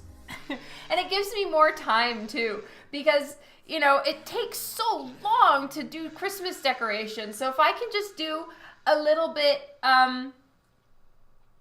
do a little bit here and there every day, it'll be so much nicer than trying to, like, you know, get all of it decorated in like one 24-hour period. I just don't have that kind of time in one full segment, so it's gonna work out much better for me in my schedule. I'm so excited.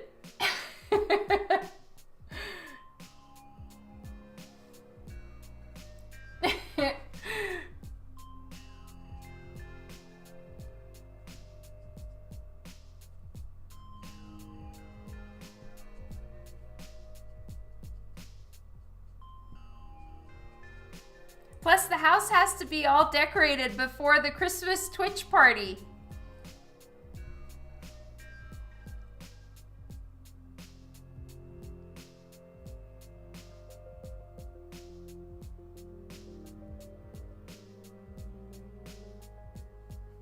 Yes, need more time with them. That's right.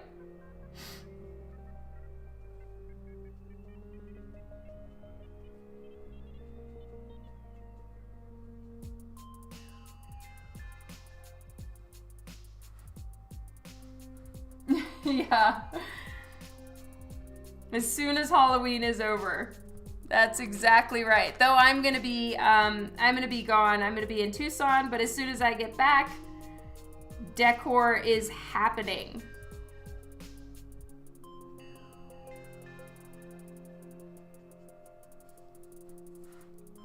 You didn't hear that. You didn't hear that. I take it back.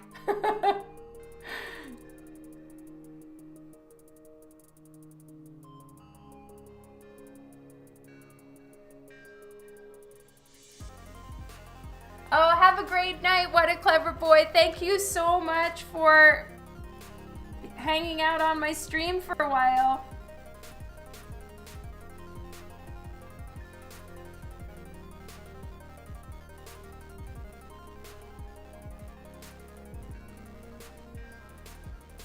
Yeah, you heard nothing. You heard nothing. You didn't hear anything. I can't believe I slept.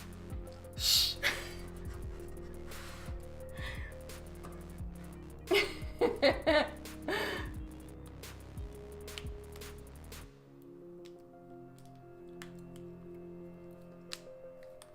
All right, the green, I believe, is done. Whoop, whoop.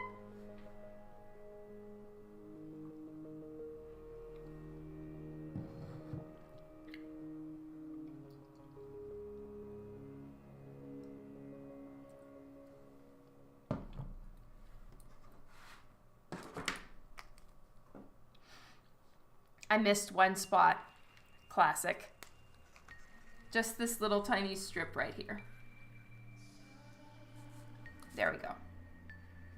Not done. All right, BG99. Forgot to add in the darkest tones into the shadow areas.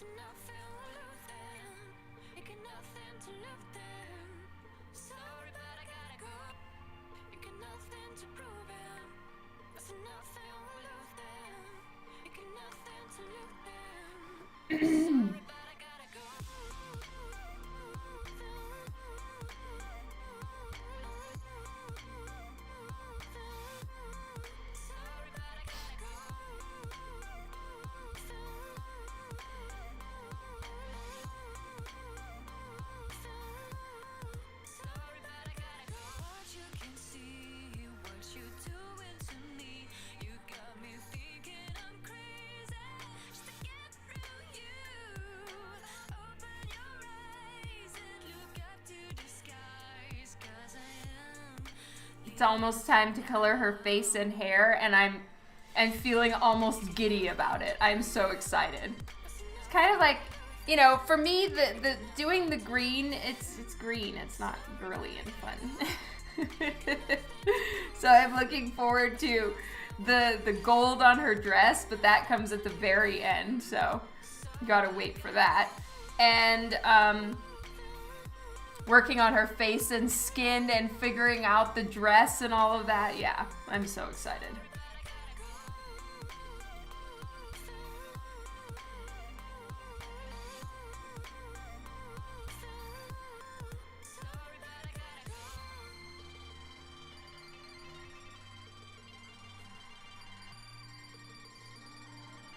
Oh, I missed Kylie's comment that she was gonna be taking the kids to school. My bad.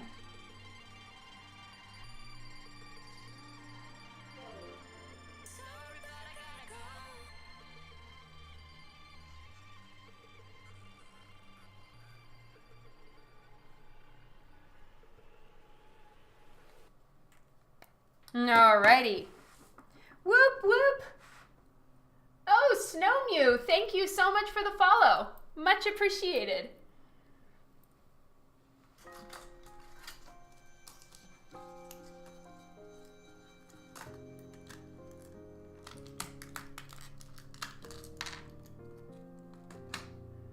Kylie's back.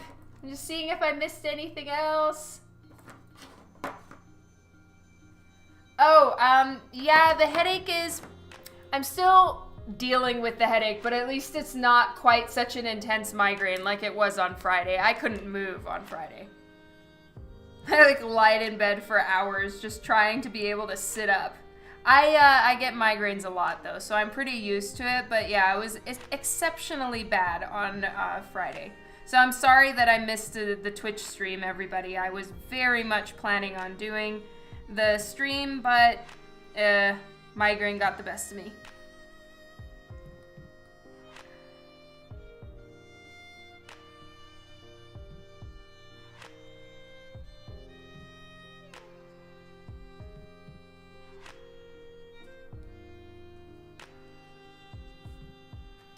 Alrighty. Time to move on. Do I want snow for Christmas? Yes. No, I have no con crud. It's a migraine, Tom. Yay, Kylie, thank you so much.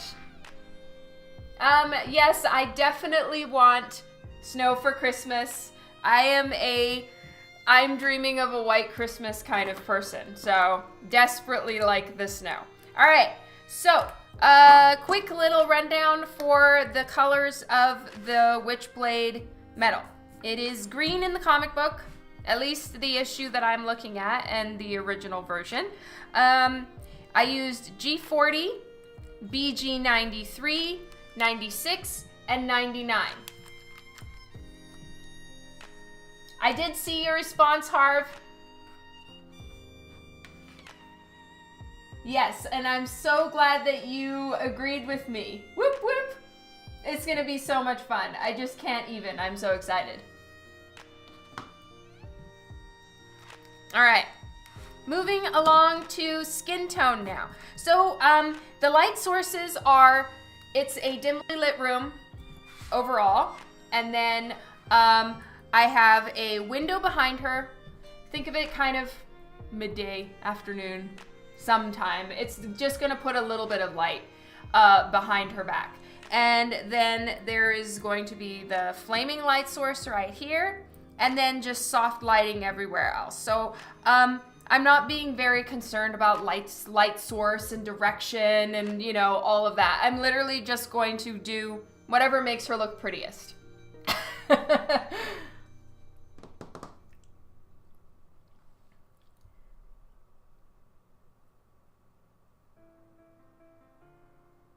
All right, I'm just catching up.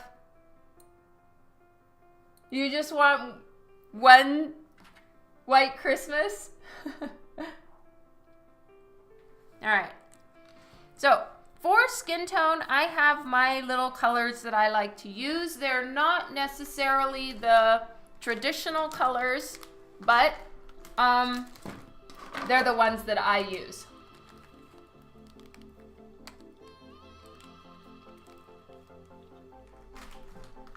Oh, Harv, you've been great to work with. I'm super happy. Oh, really? Nice. All right. So I filled up my skin tones from the other stream because they were all running out. Oh, geez. Thanks for the heads up, Steve. That's gonna be intense. Then I'm not gonna color skin because I can't look up at all.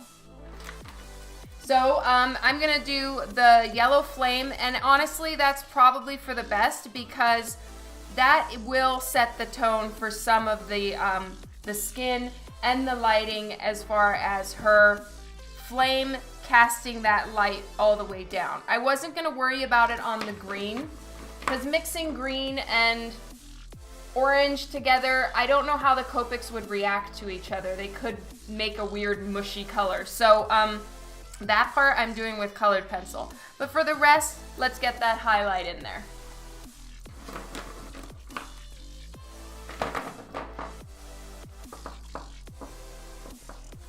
So I use Dawn commercials. Pretty is important, especially for a commission.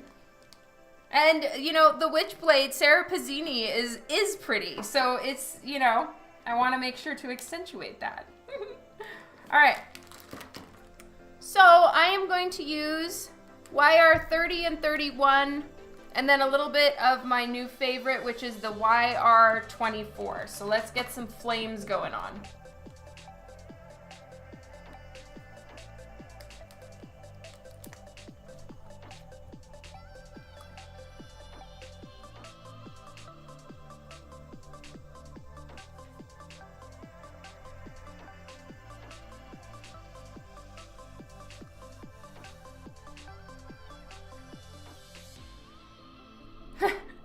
Thank you so much for the heads up, Steve. Much appreciated.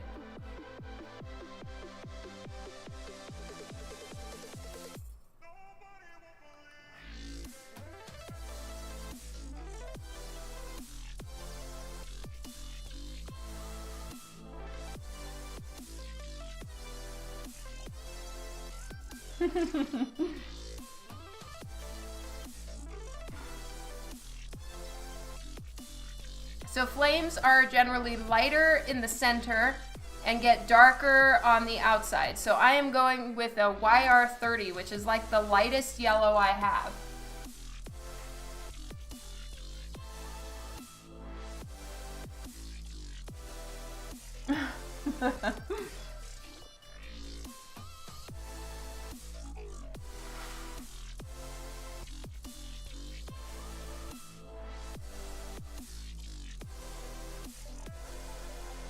And then at the end, I'll probably do like a Copic opaque white flick on there so that it's got some like embers and shit like that.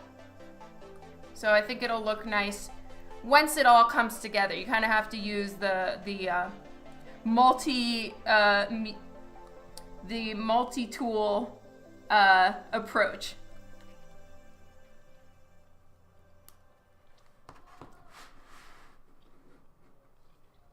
All right, now I'm using YR31,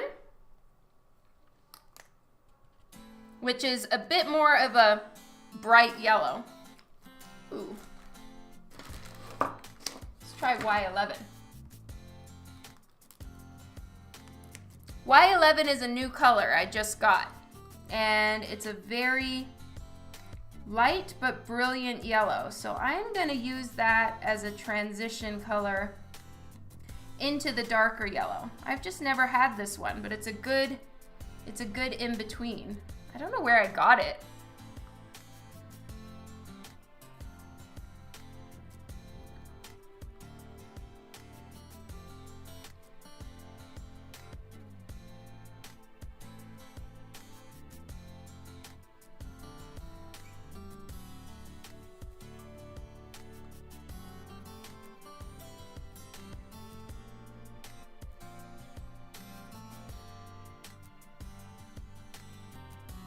And then I'm gonna have some yellow on the green as well. So it's shining onto the green around her fingers. Whoop!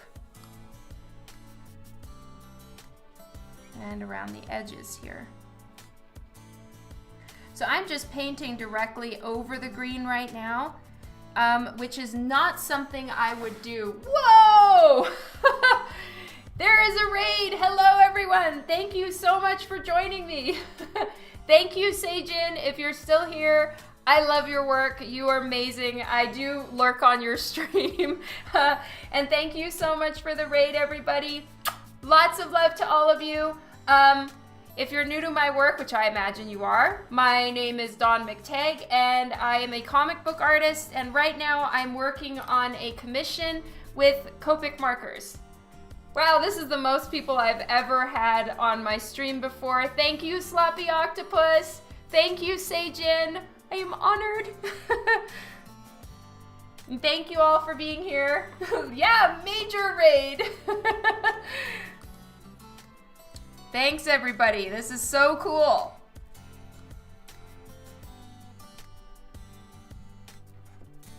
Yeah, thank you. So very awesome. Oh, thank you, Mr. Massacre Time. Thank you so much. Kung Fu Main, thank you for the follow. Thank you, Navaparta.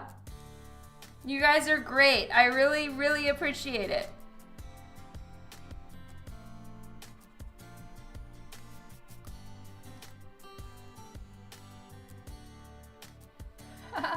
Thank you, Happy Dragon Soul.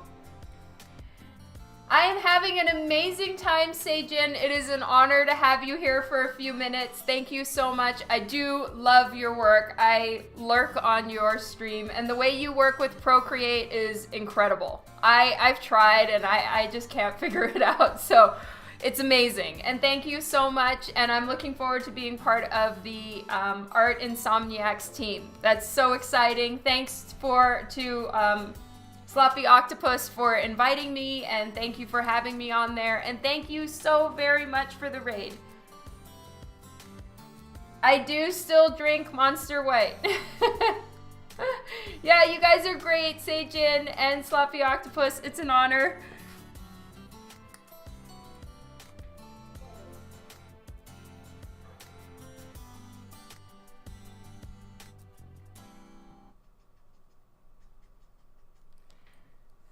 Yay! Thank you, R4I, for the follow. No worries, Happy Dragon Soul.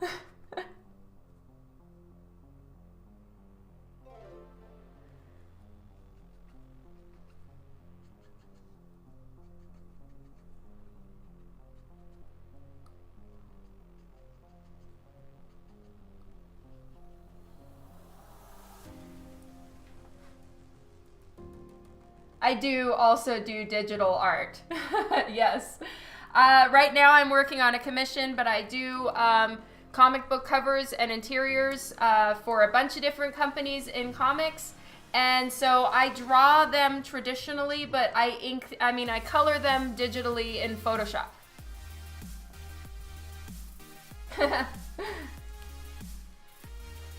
Lots of love to all of you. Thank you so much.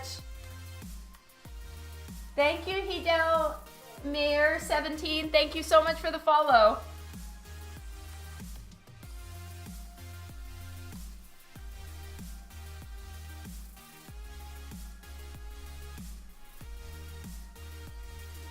All right, so I'm still using this color Y11. It's like a pale yellow. And truth be told, you guys, it's been in my Copic collection for a while. I don't remember when I got it. Thank you, the Sad Force, for the follow. But it's actually a really great transition color. I haven't had a good in-between color from the really light yellow to the sort of the next yellow that I use, which is YR31. So this is actually proving to be quite an awesome yellow. Oh, thank you, Demon Vizarak. I really appreciate it.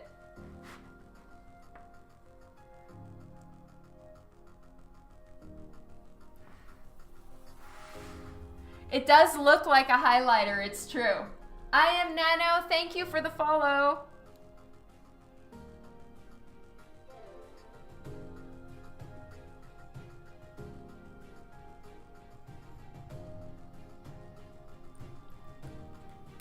All right, so now, oh, Ian Slide, thank you for the follow. Now I'm using one that is called YR31. Oh, and everybody, if I read your name wrong, I really, really apologize. I'm not, it's truly a mistake, and I will try to figure it out. You can always correct me and let me know if there's a better way for me to pronounce your name. Let me know. Oh, thank you, Mr. Massacre Time. I really appreciate that.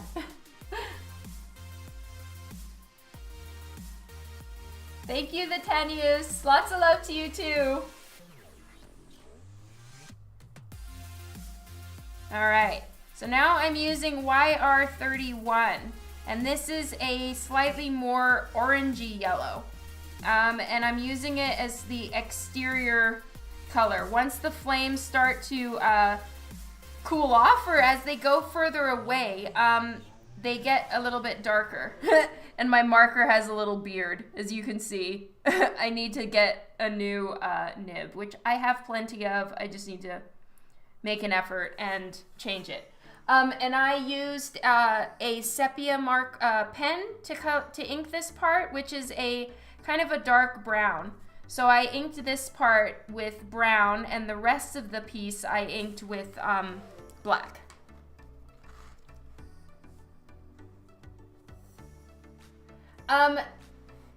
The Tanius, this one is a commission, which means that I'm drawing it on a piece of paper and coloring it on one paper, and it goes to the person who requested it. It's like a private drawing.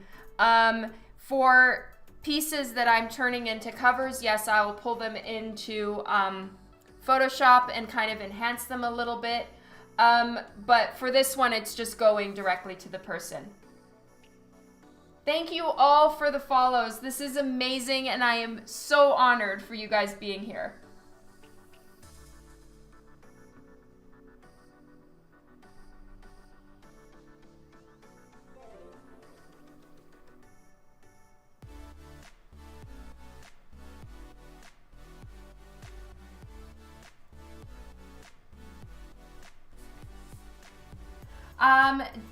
Demon Vizarak, I've been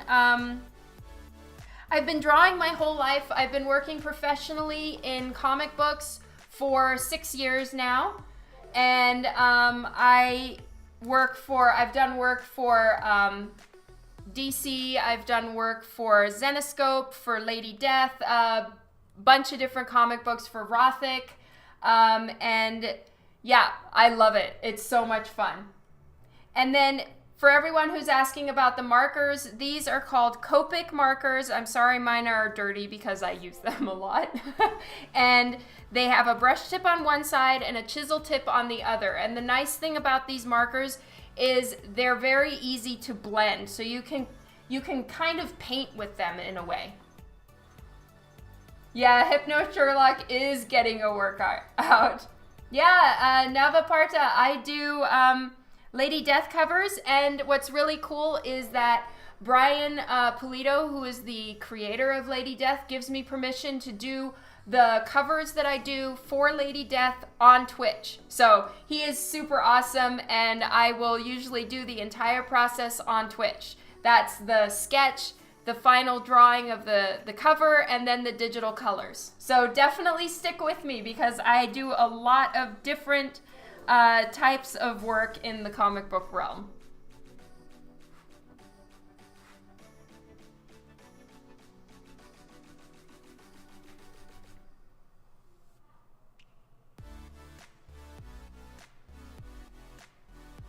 And my crew here that is with me on so many of my streams, I love you guys, and I'm sure all the new follows are gonna really enjoy the crew here.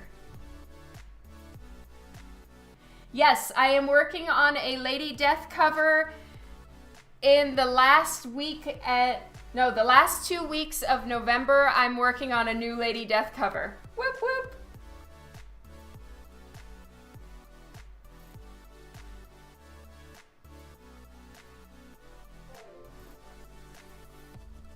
All right, so now I am blending with the Y11 to soften some of the more orange yellow lines that I've put in. Now I'm back to YR31.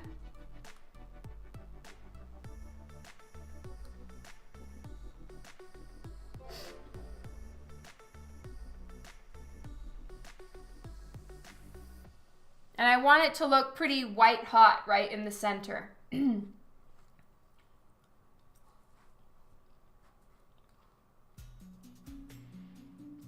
You can most certainly get in line, Jason. You are the first in line, actually. Yay!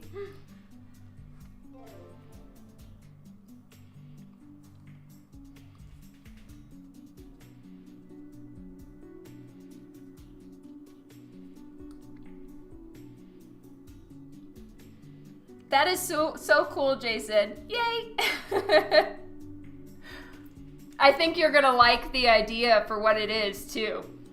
I think you're gonna be happy with that. Madoza, thank you so much for the follow.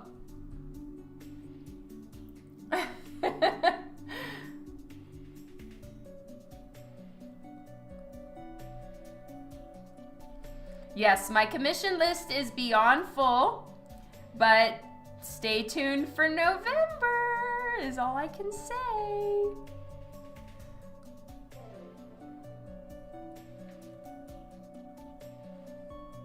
Thank you so much, Seijin. Good night, and I really appreciate the raid. That was so awesome of you. I hope you have a good one, and your art rocks.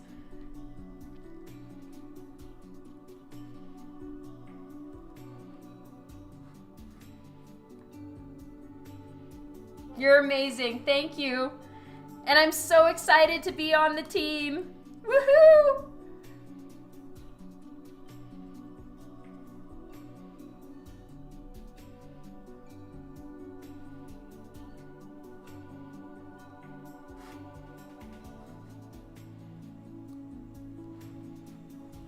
Sebastian KCR, thank you for the follow.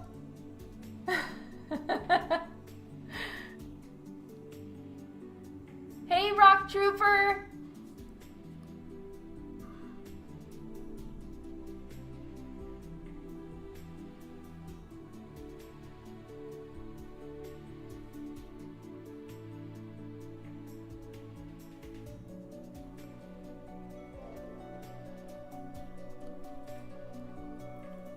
Progos, thank you so much for the follow.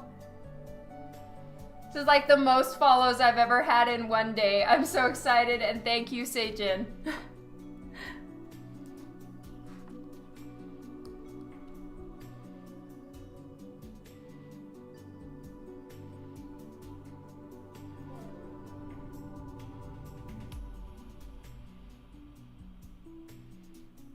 All right, we're almost done with this part so we can move on to some of the other fun things. Sit Hex 15, thank you for the follow.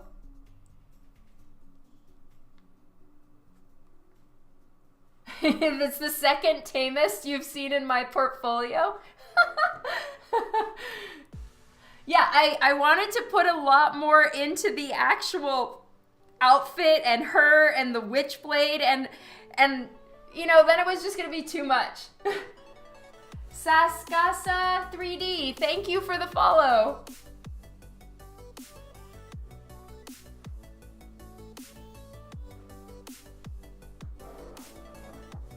You're amazing, Jason. I am so excited for this next Lady Death, and it's so nice of you to have gotten the last one.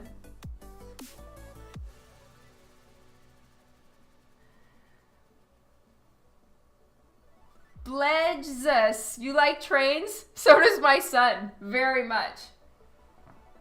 Tekiti 78200, thank you for the follow. Hypno Sherlock! Yes, true. Robin's, that one was the tamest, and I was specifically requested to keep her hair very tame. Ant555, thank you for the follow. I love it. I get to see so much more Hypno Sherlock. Oh, you're amazing, Tom. So much love to you.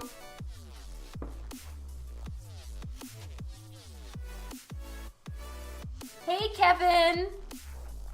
Welcome to the stream. All right, flames are almost finished, people. And then we can get going on her face and hair. That's gonna be fun.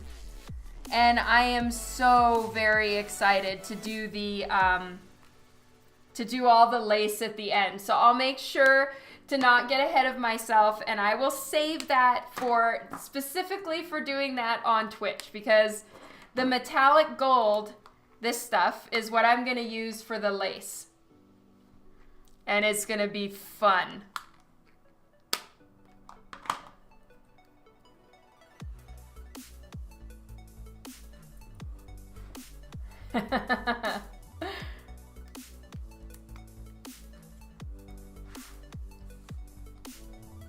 All right, so this is a darker color. It's YR24. It's called Pale Sepia, but in my opinion, it looks kind of like pumpkin. And I'm just using it to darken up some of the edges. And then at the very end, I'm gonna splatter on some Copic Opaque White, which is basically white acrylic paint, but I still need to have the background colored before I can do all the flicking and splattering.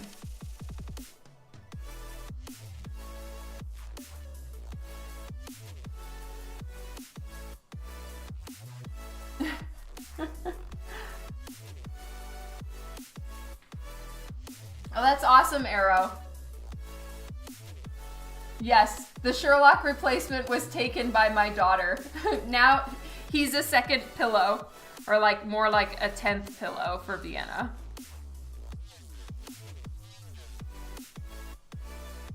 The minute I saw that little marshmallow kitty, I knew it was gonna last in my possession for about 10 minutes, and then it would instantly become Vienna's.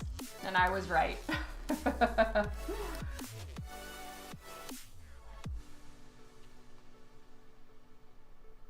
So I'm just blending and softening some of the lines, but I do want it to have a little bit more of a choppy flame look. I don't want soft candlelight. I want it to have choppy, multi-layered flame.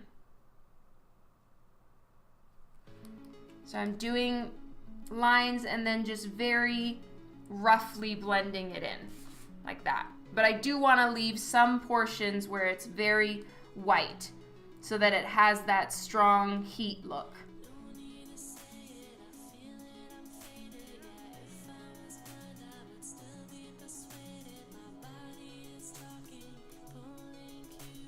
Then I'm just grabbing the next color down and pulling some of that darker orange. You can kind of smush Copic around, so I'm just doing smush, smush a little bit. A little bit more smush, smush.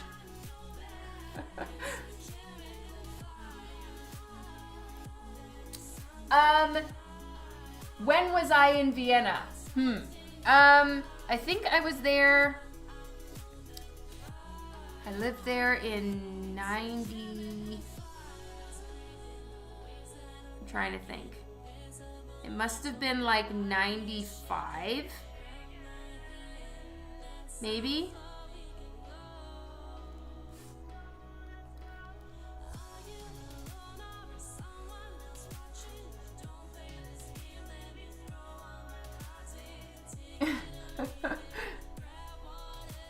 Oh, thank you, the Harley Quinn. I have to definitely be honest and say that J. Scott Campbell is a massive influence in my art, and I adore his work. So if you see a little bit of that influence, it is definitely meant in the most respectful way to such a great artist as J. Scott Campbell. I love his work. Hardcore fan over here.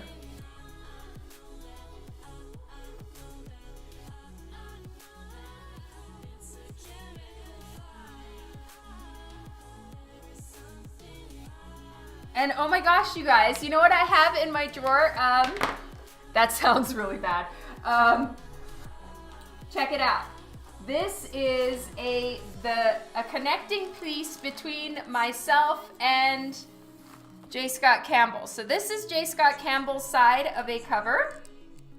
And then this is my side. Now this was done a fair few years ago. This was 2013. So it was my second year in comics, but this is a connecting cover. So obviously this is the print, and it's signed by J. Scott Campbell. So I drew the background and my side, and then J. Scott Campbell drew his character on this side. So I don't know if you guys can see this, but this is, I'm about as zoomed out as I can be. I'm sorry. Let me move my light. All right, so this is both versions. You're seeing some of my desk lights. But anyway, this is a connecting cover between me and my idol, J. Scott Campbell. It was fangirl happiness moment. But anyway, I've learned a lot from J. Scott Campbell, and I adore his work, and being able to do a connecting cover with him was amazing. And so this one is my copy, signed by Campbell himself. Happiness! Artist brag time. All right, brag over. And it was a connecting cover set for Southern Nightgown, which is published by Rothic. All right, back to drawing. Moon Lion, thank you so much for the follow.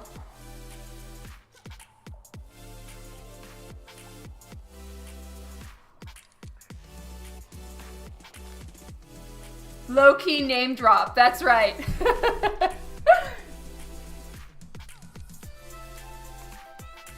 All right. I am still using YR24 and YR31.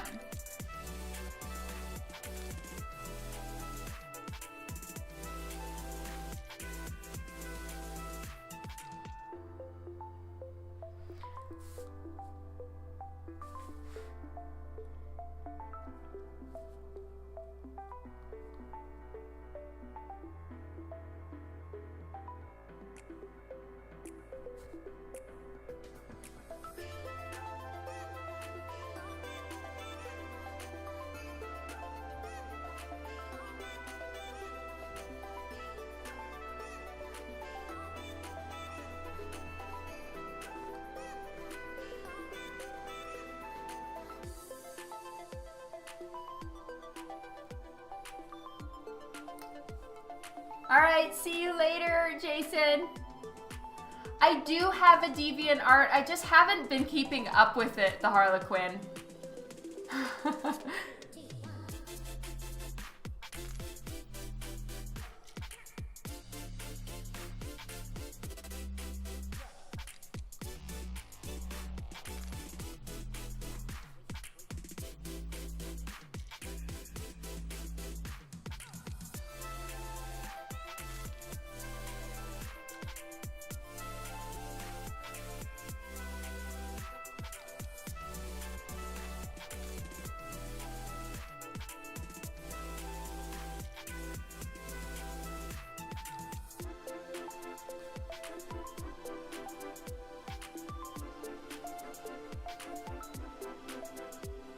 Sorry about all the detail, people. It does make me hang out in the same spot for quite a long time. But hopefully you all knew what we were getting into when I started in on this particular piece, because yeah, detail.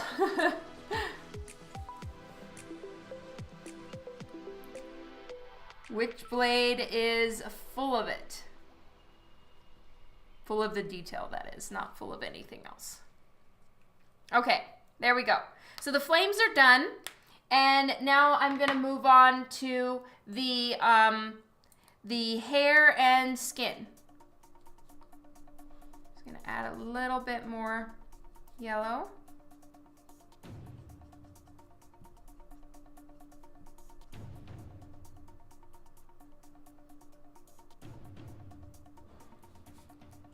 There we go. Yeah, it's an intense amount of detail, I'm not gonna lie. All right, so I'm putting away the yellows, and now it's skin tone time.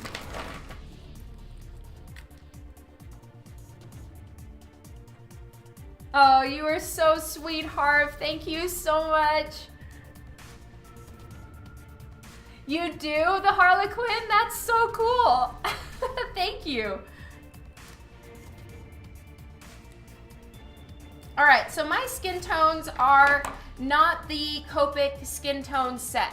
I do have the Copic skin tone set, and I might start trying it out for other projects sometimes, but I've kind of come up with my own colors that are a little bit more comfortable for me, or just, I don't know, I just like these a little bit better. And they are, I start with YR quadruple 0, and then yes, what Kylie just wrote right now. And then I also use E43 for deeper shadows, and then the E70 that Hans gave me. So E43 and E70 are some of my new ones. Kara wins. That's right. All right, so base color that I start with is YR0000. It's called Pale Chiffon. And as always, keep your dab pad close. Yeah, I don't have E71 yet. Bummer.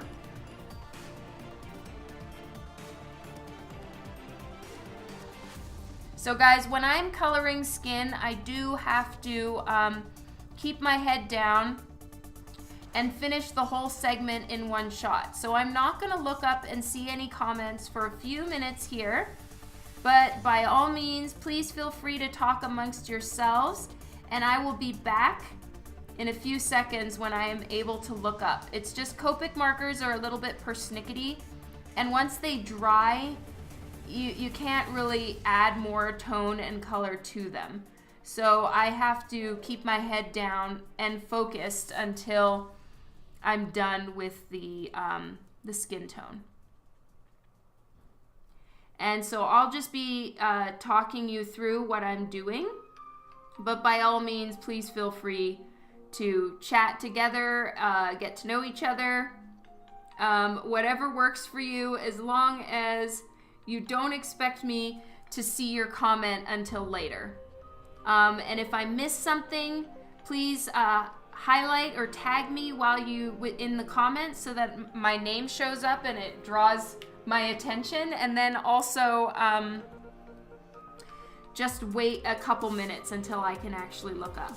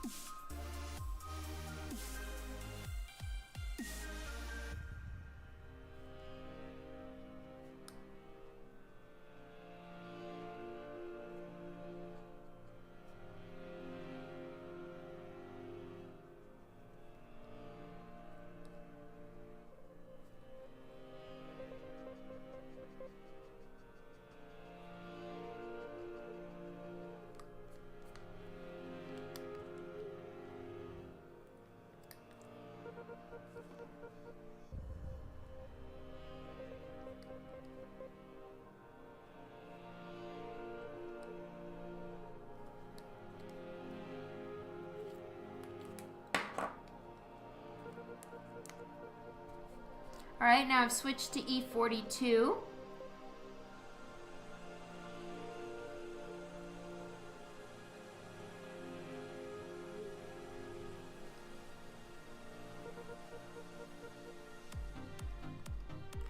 And I'm blending it with E41.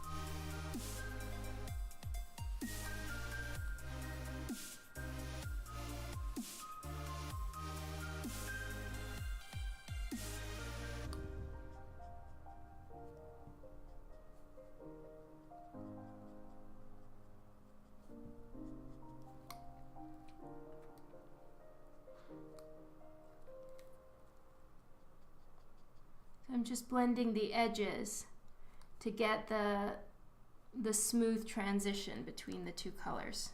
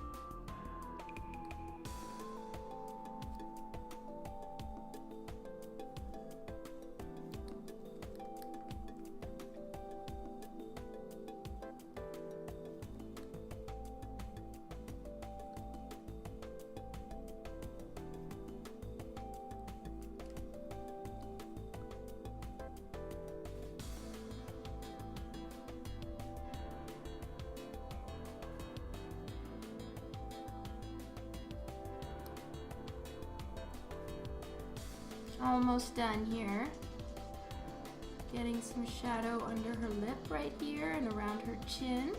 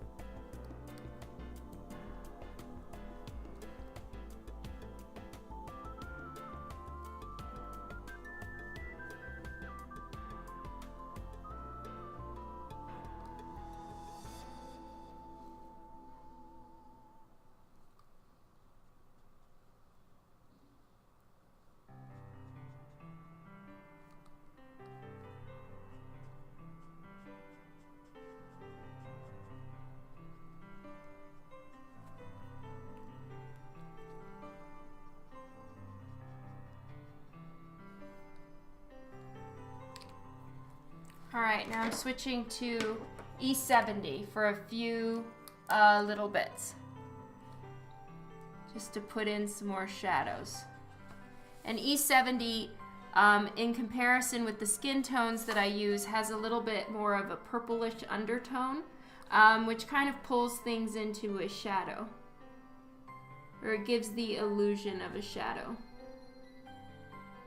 And then I'm going to catch up on comments really soon.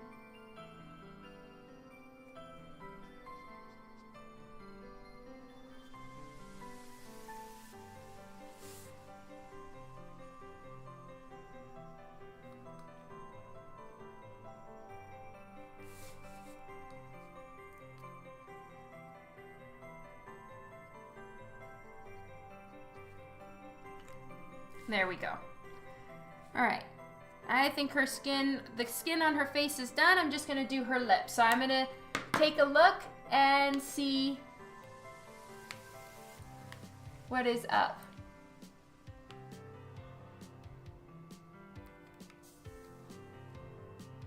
The Harlequin. I do, anything that I do that's going to be published as a cover, I color digitally. So, I would probably say it turns out to be about 50-50 because right now I'm still getting the hang of digital colors, and so it takes me longer.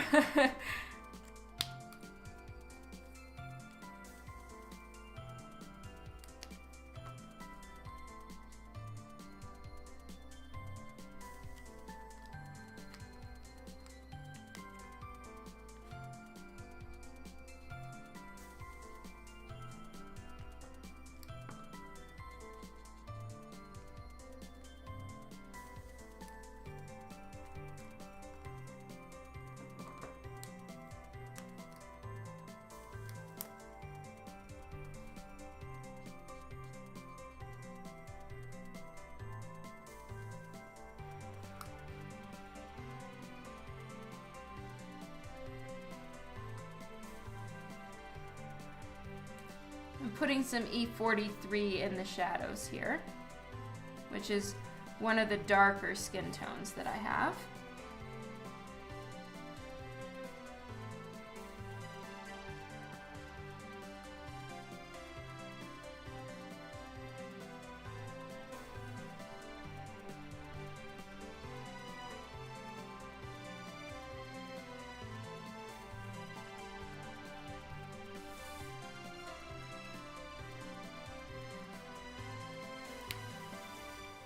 Now let's do her lips.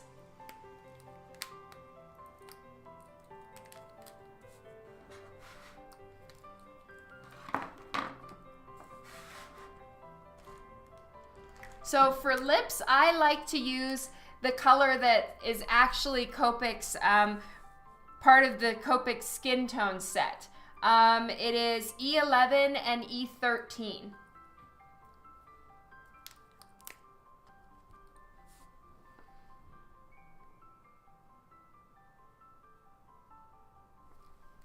It's very full. So I'm dabbing off some of the excess onto my trusty dab pad. And this is just a personal preference thing. If the character is such that I can get away with it, I prefer to make the skin tone, the lip color, natural. So it kind of looks like a natural lip tone.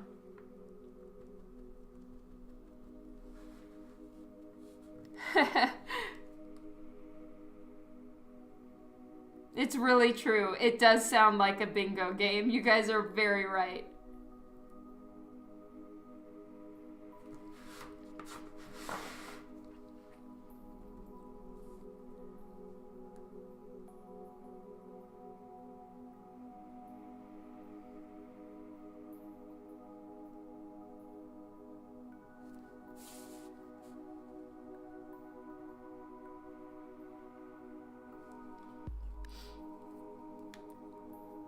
Yes, Booty.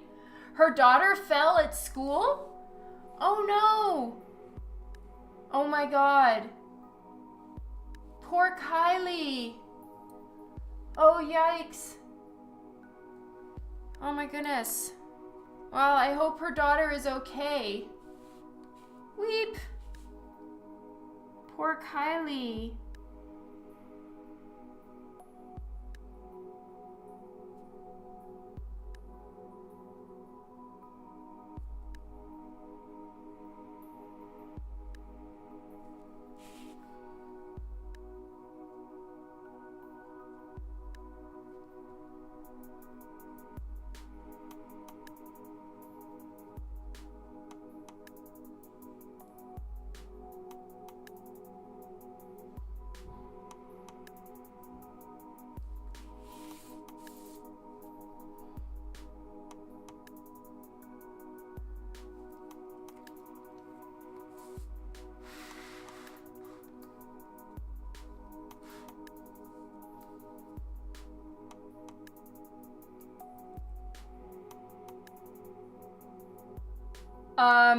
Yeah, Harlequin, it is really, really tough to fix. I'm not gonna lie, it's happened to me before where it's gone through the paper. It's also happened to me that I didn't catch it in time and a huge drip got on the face. It is, much swearing happens. And then I have a few different little tricks that I can do to fix it. But yeah, that's the thing that makes traditional tricky, especially when you're working with Copic markers. They're not the most forgiving if you make a mistake. I do have a few little tricks which, you know, over the course of my streams, people have seen me actually have some of those unfortunates happen, and then I can kind of work through them with you. But yeah, it's a bummer. Yeah, glued to the screen when that happens. All right, now I'm gonna go back in with, I use a 0.3 millimeter HB lead pencil for my line art. And I'm gonna put a little bit more of an outline around her lips just so that they pop a little bit more. But for the most part, I don't like to ink the lips. To me, they just look a little bit softer, left in pencil with just a inked line for the center line of the lip, which does need to show clearly, otherwise it doesn't look like she has a mouth. Oh, thank you, Keenan. I'm really glad you like them.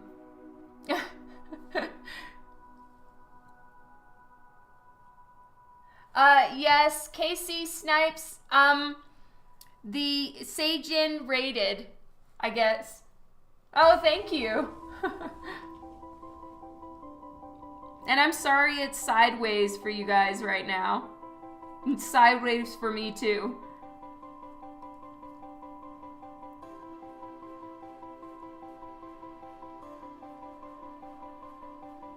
There we go. Jin03229, thank you for the follow. It is much appreciated. All right, so now I'm gonna use some cool grays, which are a blue toned gray. And I'm gonna use them for just a little bit of eyeshadow. And it just makes a little bit of a cooler toned shadow in the eye area. Yes, late but effective. That's funny. Well, thank you for being here. I've just joined the Art Insomniacs team, which is Seijin's team, which I'm so excited about. And thank you for being here.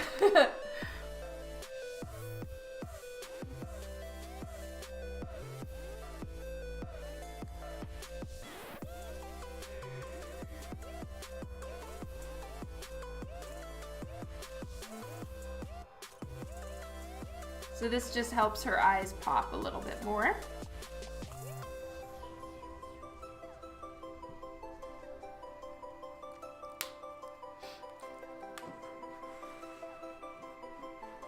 Oh, thank you.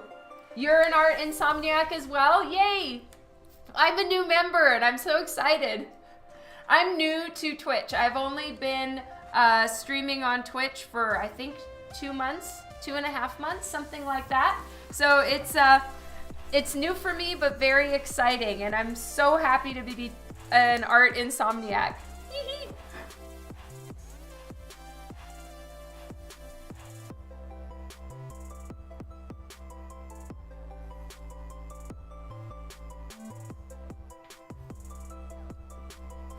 Thank you so much, Casey Snipes.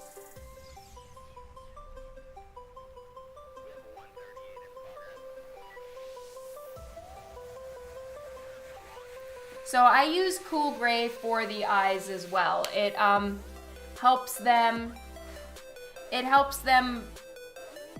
get the proper amount of cool tone, separates the color from the rest of the skin tone, etc. Do I have? Yes. Thank you, Stever. J. Scott Campbell is my favorite for sure. Oh, Casey Snipes, I got offered affiliate like a week into streaming. I just haven't bothered to accept it yet. I'm kind of just waiting for partner.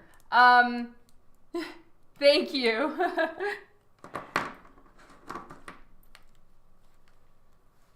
All right, she has brown eyes. So I am going to use E23. It's called Hazelnut.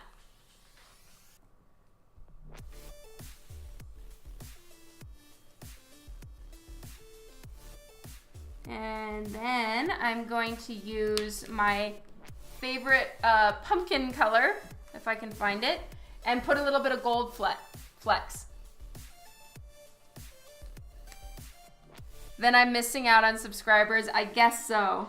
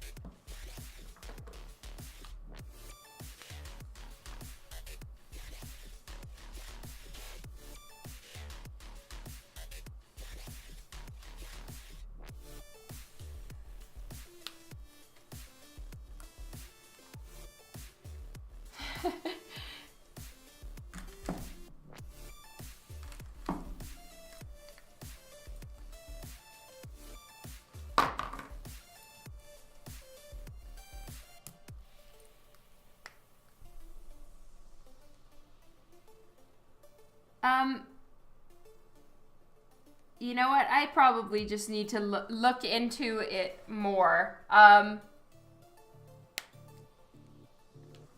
Oh, so you have to? Because I talked to a few people who are Twitch partners and they told me they didn't. They just waited until they got partner and kind of skipped affiliate.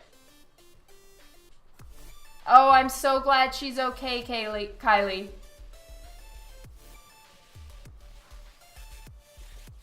All right, eyes are done, and yay, now I can move on to hair. So I'm just gonna check and make sure that I'm correct in what color her hair is. Yeah, so it's definitely a very reddish, goldish brown. So I think my E23 is a good starter color.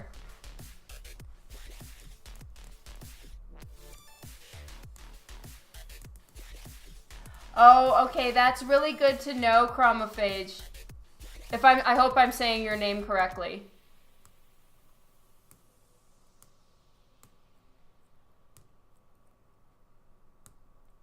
Well, I got approved for the affiliate program or whatever, notified I could do affiliate like a week after I started streaming. And that's thanks to everyone following me here from Facebook and everything. I love you guys. Thank you so much for that. So yeah, maybe I just need to look into it and sign up for the affiliate program. I thought you could just skip. Fur C3, thank you so much for the follow.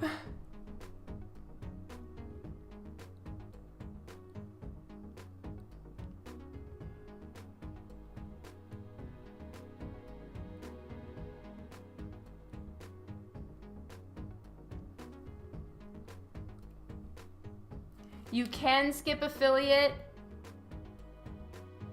if they decline the affiliate invite. But there's no reason to skip. Okay. Thanks, guys. I appreciate all the information.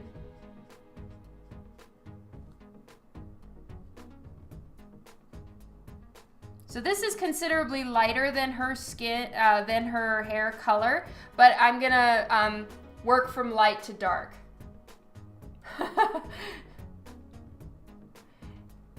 Oh yes, I understand. Okay.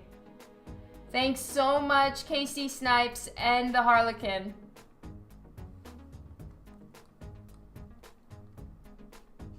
And Kylie, I am so sorry that she hurt her head. All right, I have to do it sideways. I have to have the art sideways, or otherwise I can't really reach everything in the proper angle here.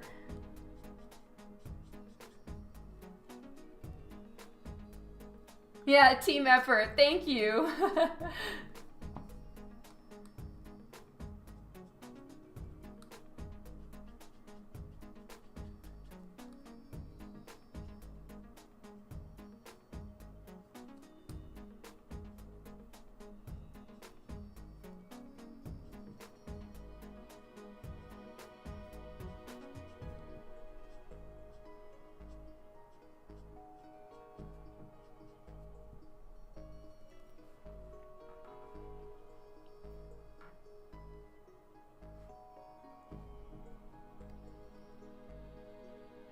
Oh, thank you, Mendoza. That is so nice of you. Thanks for hanging out. Have a great evening.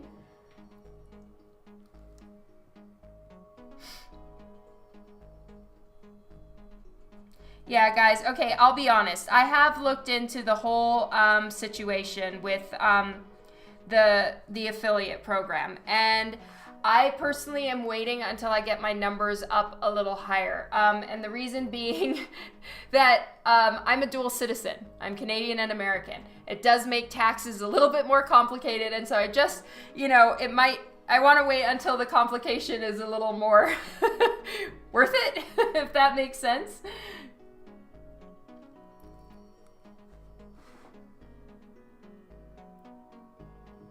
You had a delivery on Friday, Jason? Oh my God, do tell.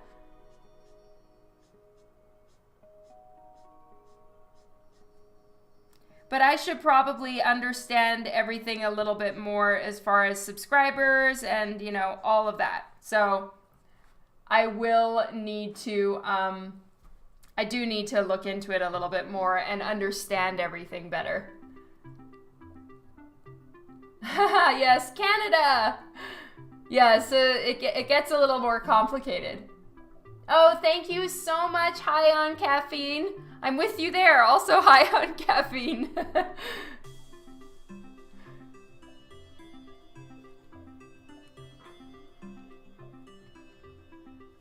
All right, I am not sure what parts are here and which parts aren't here.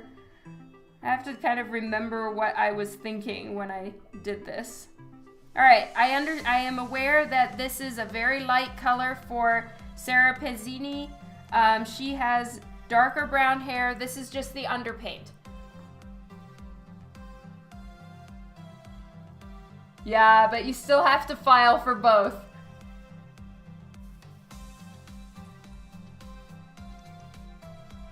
Like, you can negotiate with Twitch?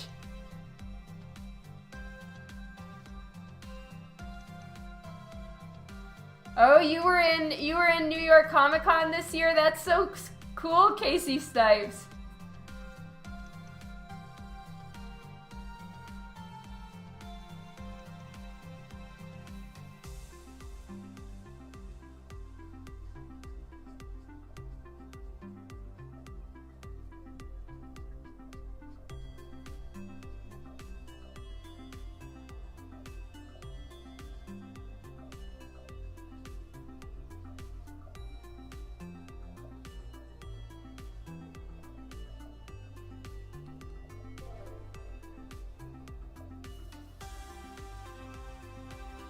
Oh, that's super cool.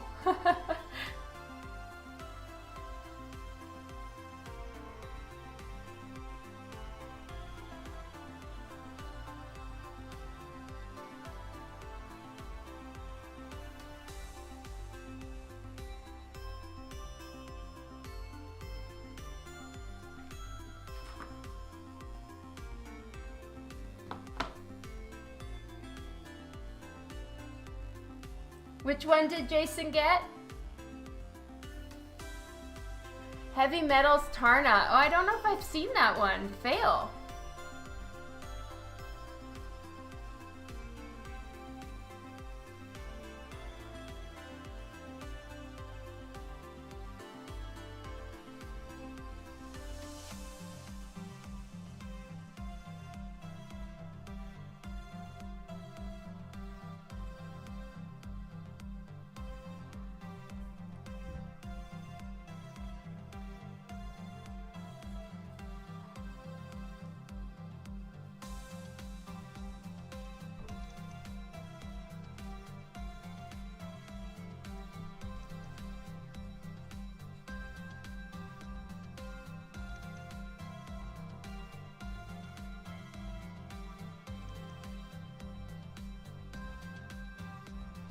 All right.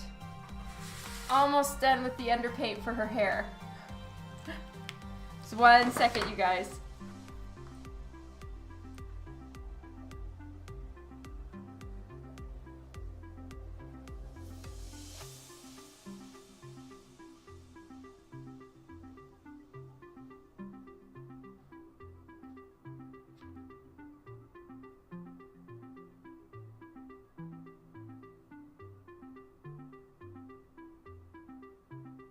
One second, almost done.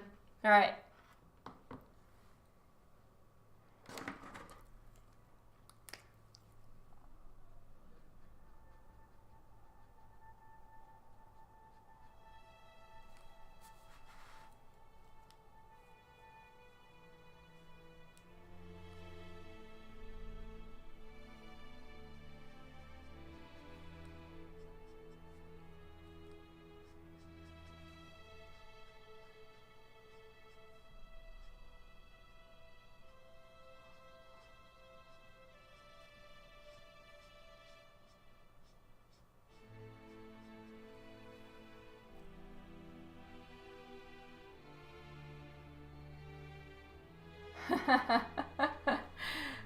Thank you so much, Casey Snipes.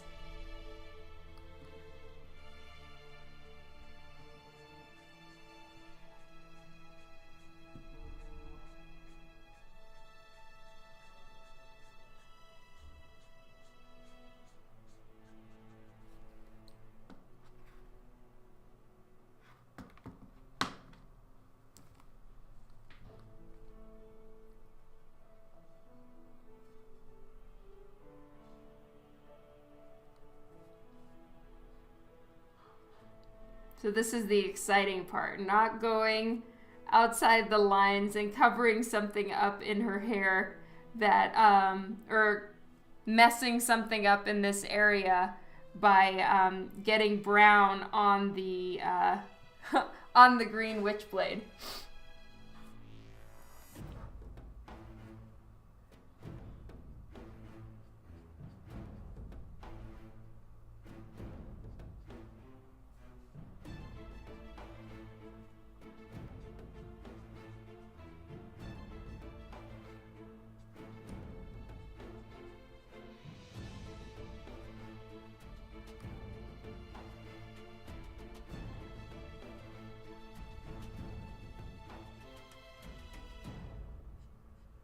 There we go.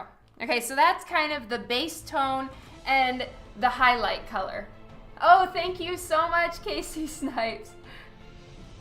I definitely need to, I'm gonna find you on Twitch and follow you big time.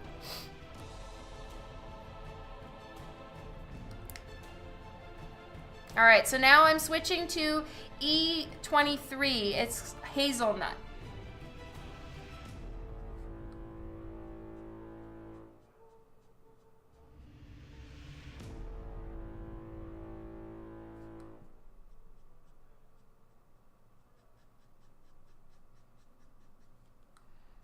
So this whole part is definitely in shadow. So there won't be any bright highlights in her hair in that area. Thank you, Jason. I really appreciate it. Oh, Ether Fox. Hello.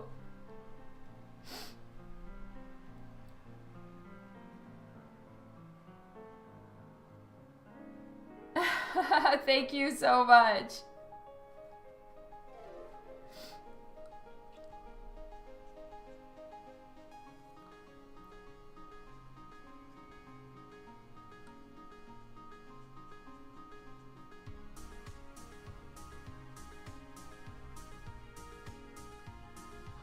Well, do you have an art channel, Casey Snipes? Because it seems like you do. You were in New York, so, and you Snipes art. Copic dries really, really fast, so you don't really have to worry about smudging it a ton. I have had times where I've gotten Copic marker on my hands and gotten fingerprints on it. But if the paper is white, you can use the Copic 0, and it kind of works like a bleach or an eraser for Copic marker.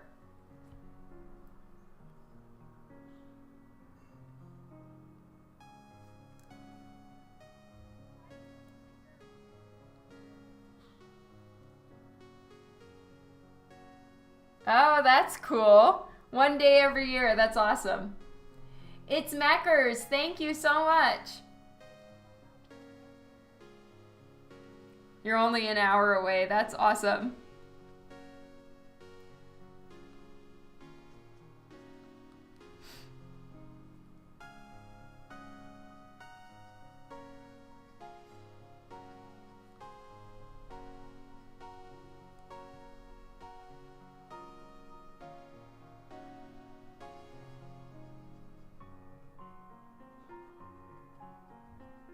All right, so there's light coming from behind her, and then there's just general ambient light, and then the flame is also creating light.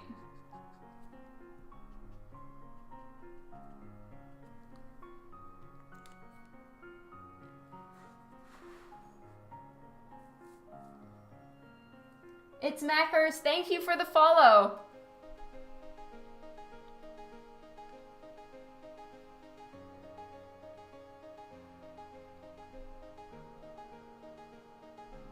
Oh, is a Copic liner? But you can also just wipe that out, right?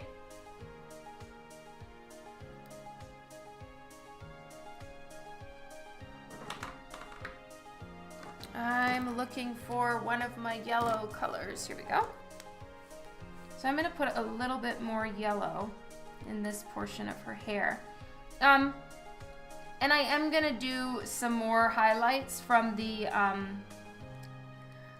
flame, and I might use a colored pencil for that too. It's got a nice, bright, vibrant, a little bit more opaque look than the Copic marker.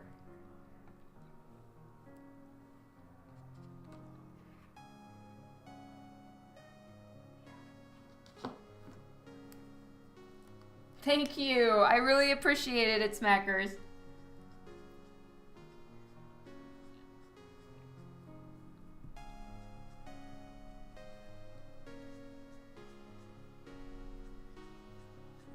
So when you put a lighter color on top of a darker color, it does kind of erase some of the darker tone. Now the thing is it leaves a pretty harsh water line.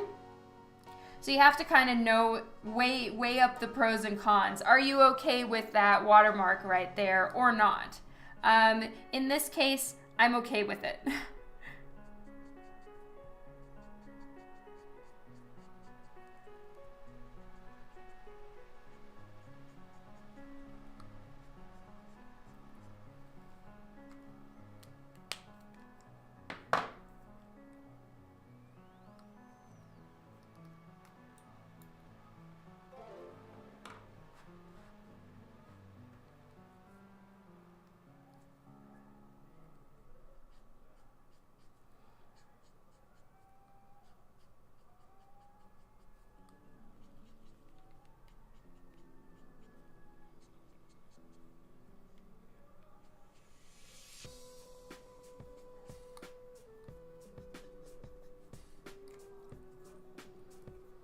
Sofieka, thank you for the follow.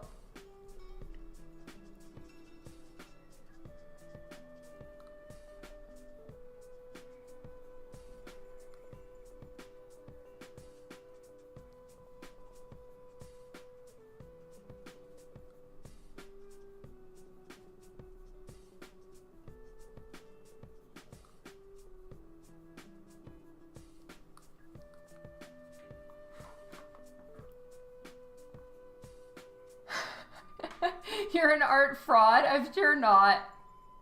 Yes, I'm working into my dinner hour. How much time does it take me? A while. I'm not gonna lie. This one though I've done pretty much exclusively on Twitch, so maybe I think it's been like 9 hours from start to finish. I'm not sure.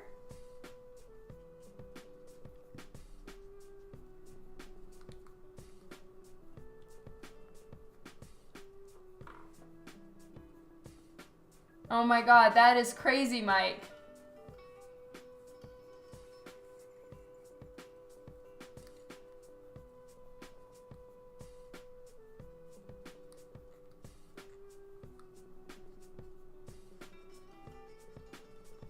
All right, so this part is under her arm and behind her back. So this is where the least amount of light would be.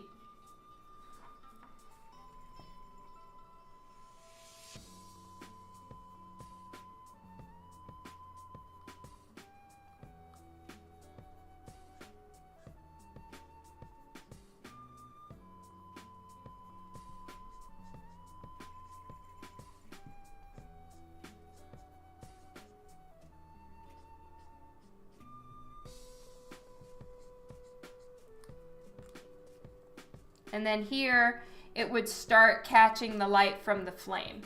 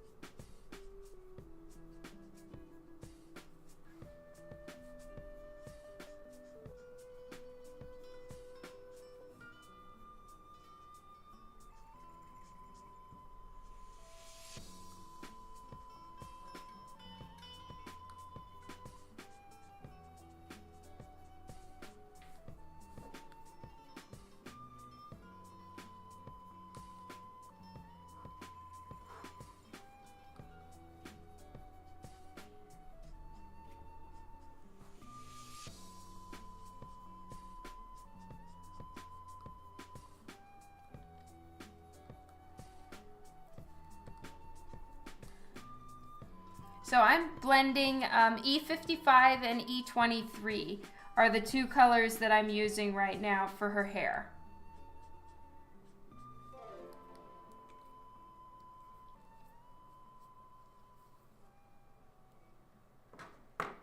And then Y11 is the lighter yellow that I've got, and I'm just adding that in to a few places where I feel it would be catching some of the flame color. Aragother, thank you so much for the follow.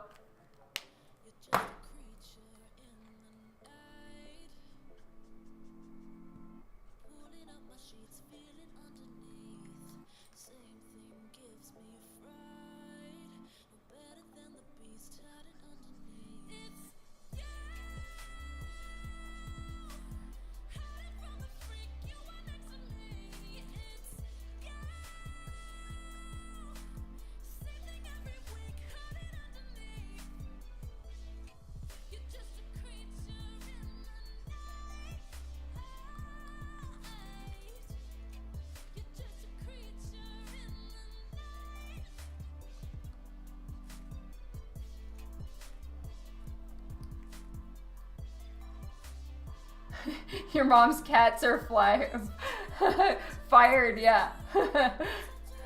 Thank you, Aragother.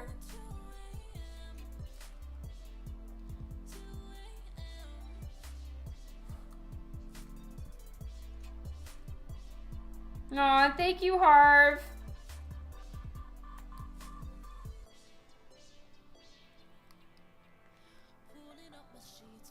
Casey Parangon, thank you so much for the follow as well.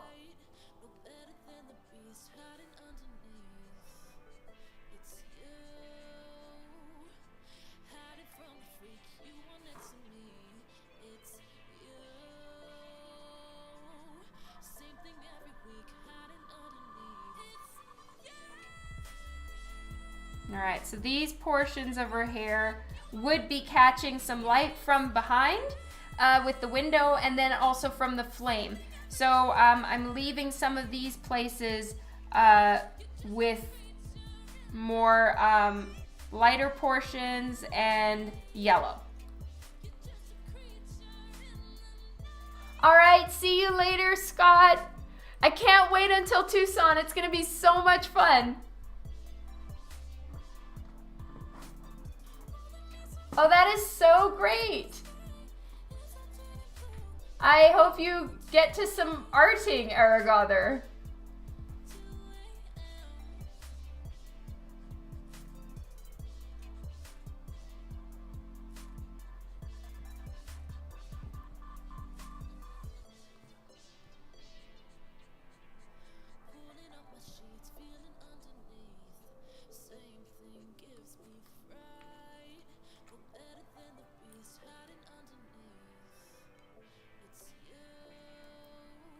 I don't mind. Go for it.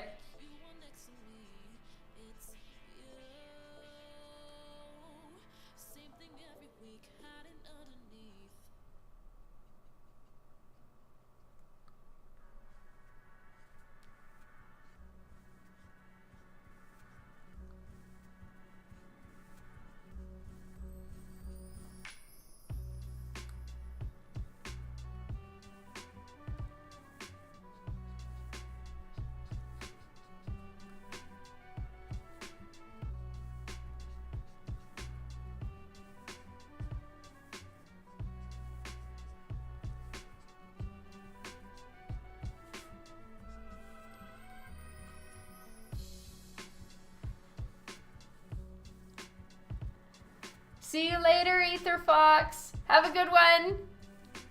All right, now I need to add a few, like a darker tone in there. So I'm just checking on my trusty hex chart by Sandy Alnock and looking for a darker brown tone. You know what I think I'm gonna do, because these ones are all a little more red than I want, is I'm gonna use warm grays, which I thought I had here, but I do not. All right, so I'm gonna try this out and just see. So this is a gray tone. It's a gray color, but with a little bit of a brown undertone. Yes, it's the hex chart hack. I love the hex chart.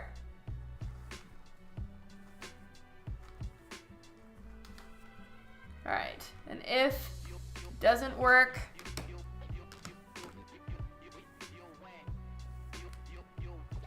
I have E25, which is just the next shade darker from E23, which is what I've been using.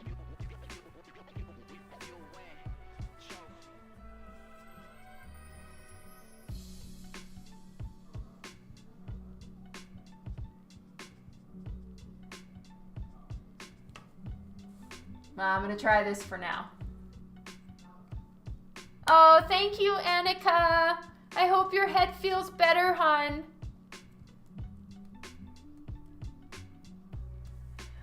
Ether Fox, yes, sometimes they do. You need to use the right ink for the right paper.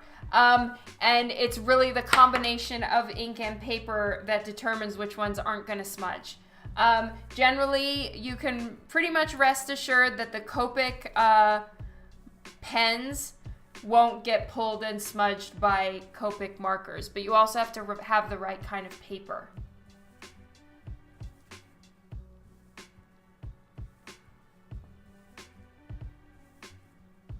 Yeah, sometimes I don't use Bristol style board. I'll use the Copic Express It paper, and that stuff is really nice. It's just not quite as thick as the Copic board. I mean the art board that I normally use, and so I prefer to use a slightly thicker paper. Yes, good one, Philip. I forgot about that. All right, I am using E18. So it's a little bit darker, well, quite a bit darker than the other colors I was trying out. But it's what I need for here, because I do need to have a darker portion. Some of her hair should be quite a bit darker so that it can pull back into the background. You don't want all the hair to be the same tone or there's no depth. Thank you so much, Eric Other. I appreciate it. And have a good one.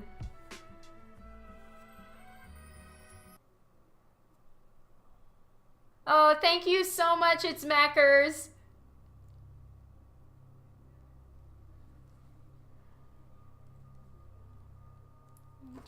E23, E25. All right, so I'm going between E25 and E18 right now.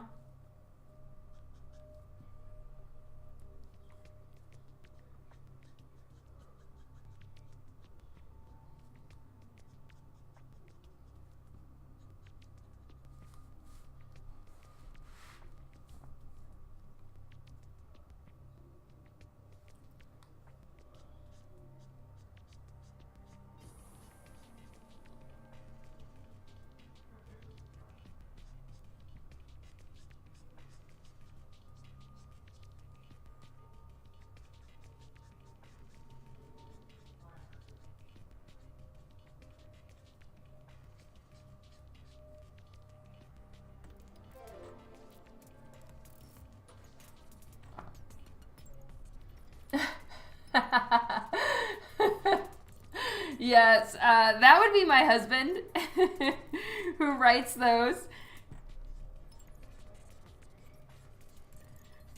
Because he's hilarious.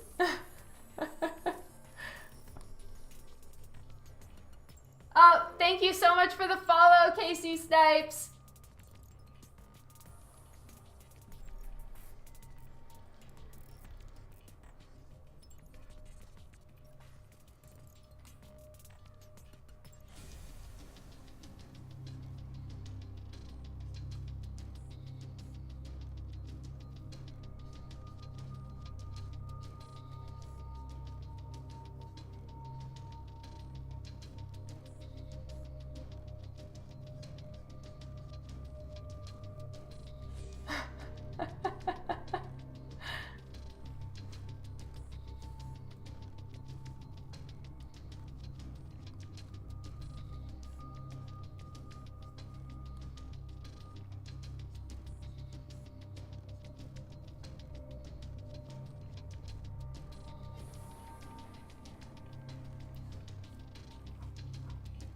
All right, see you later, Ether Fox.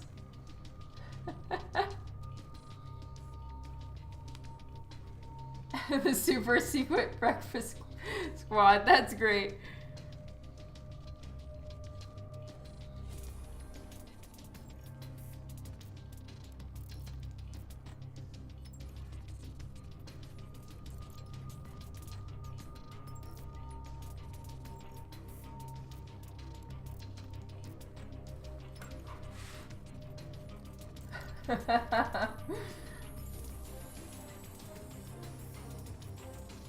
I love it.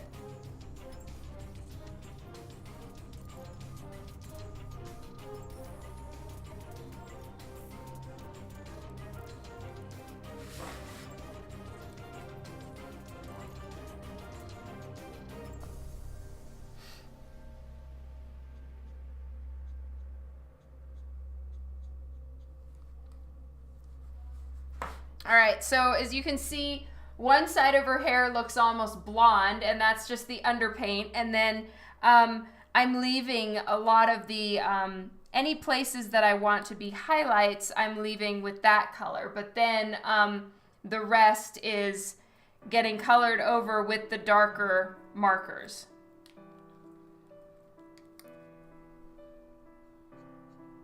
And then these parts that are closer to the light are, of course, lighter.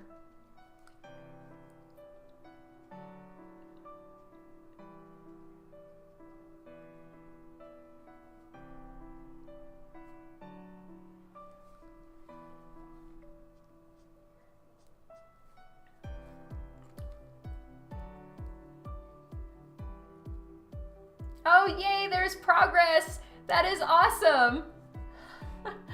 I'm glad you could see progress, Jason.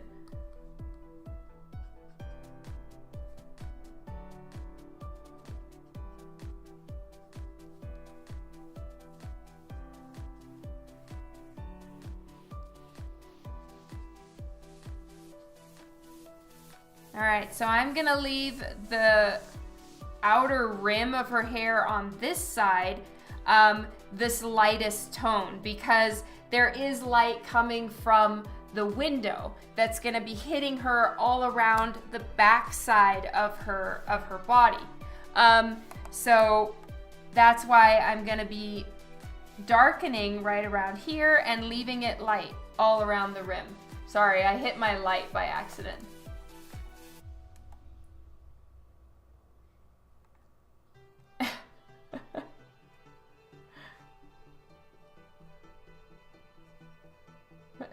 Oh, you have an... Oh, that's right. You have an original Dan. Oh, thank you, Casey Snipes.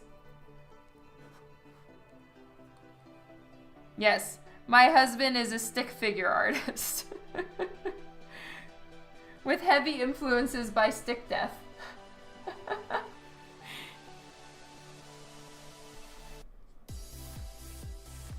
Too bad Moobot doesn't do... commands and you can like have art pop up, because then we could just have Waffle Man with like Dan's art. That would be so great.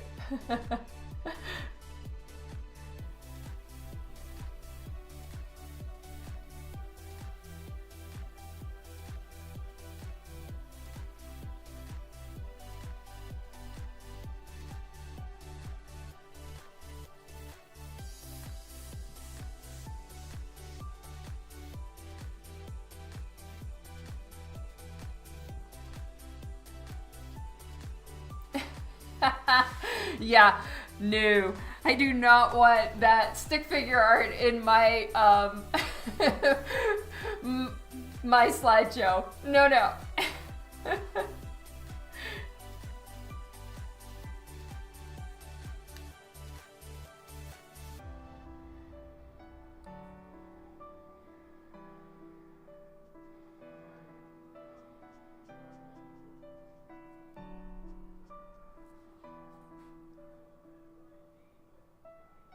Yeah, right. I have Waffle Man right here. I can get him for you guys, I think. Let me see if I have Waffle Man.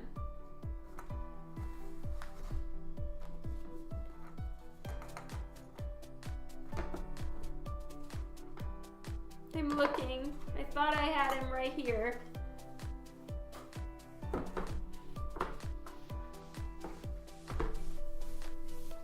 Yes, here we go. Here's Waffle Man.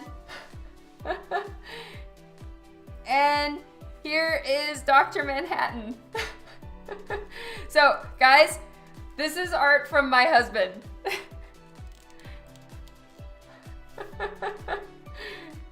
Anyway, there we go.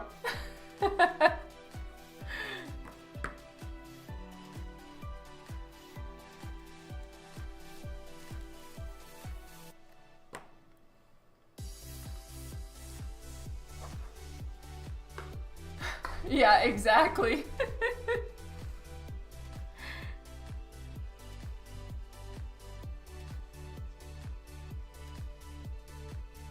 I can imagine that Brian will have some of my Lady Death work at the thing, if nothing else, prints, or maybe the hardback book or something like that. That would be fun. Yeah, it can have a little flower. Yeah,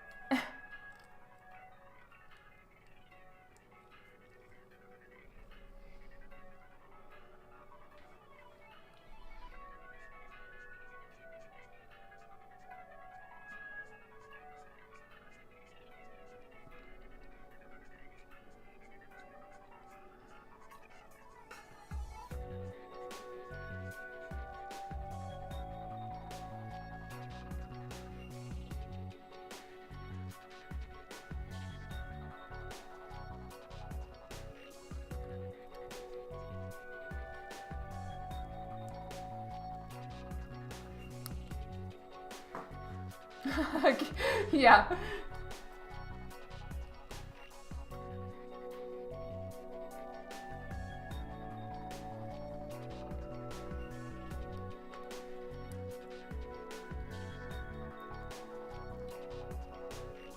Well, I probably get commissioned to draw Harley the most. As far as industry work, I do probably Divinica the most, which is the series I do interiors for. So that's like the most amount of time dedicated to one project would most likely be that.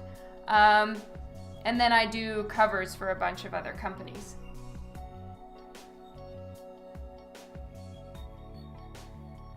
No books yet? Sorry, David. Yeah, I'm really hanging out for Medusa too. I can't wait to work on that one. It's been a long time in coming, that is for sure.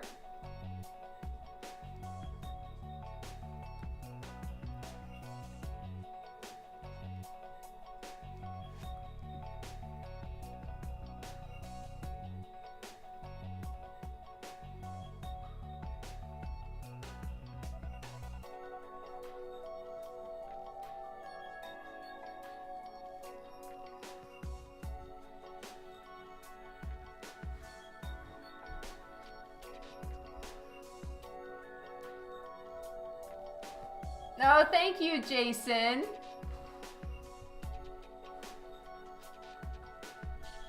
All right, well, when I'm done with the hair, I need to go. It's family time and dinner time, which I'm skipping currently. But it has been so fun to hang out with you guys. I really appreciate it, and I definitely need to thank Seijin for the raid. And for everyone who has stuck with me post-raid, thank you so much. Like, that is way cool. All right, so now I'm using E25 here.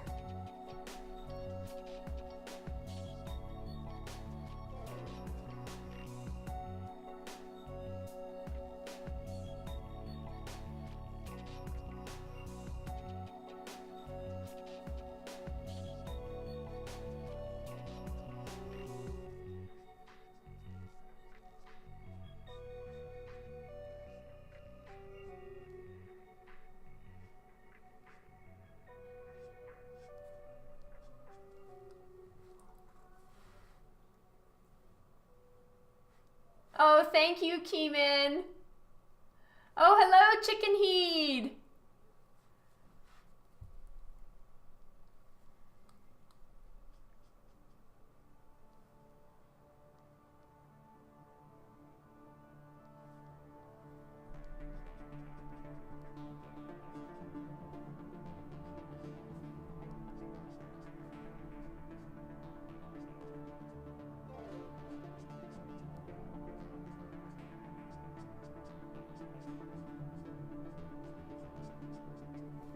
That's a good question, Harv, and I'm trying to see Shane. I'm not sure.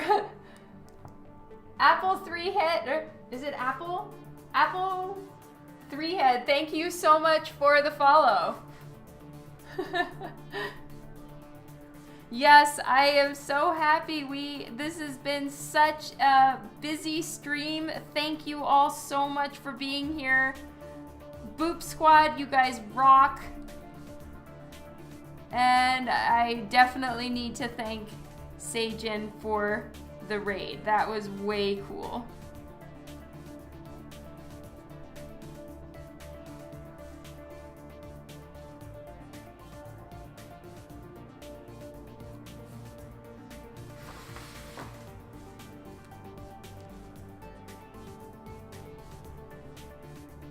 Oh, is that what it is? And I'm just being I'm sorry, everybody. I never really know, like, how to read everyone's names, and I end up being too literal. Yes. Applehead. That makes way more sense. I'm sorry.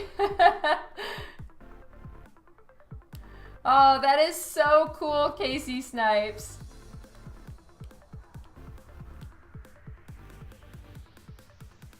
I love that write up, chicken heat. That's hilarious.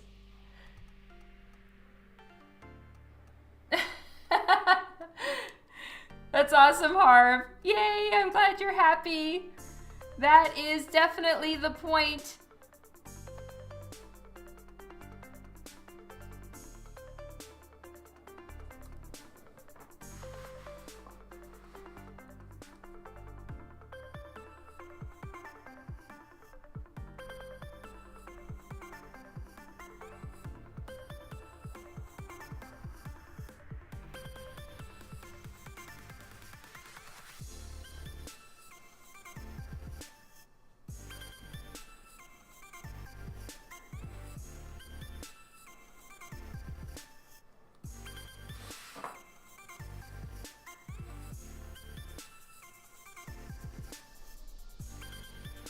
So I'm still using, it's E25. So I've pretty much used E23 and 25 for the most part. I did use a little 18, but it is slightly too red for the tones that I'm using in the rest. And I'm just doubling up in areas like where I'm using the color 2 or 3 times on top of itself to layer it on and get that darker hair color in the places that I need it to be a little bit darker.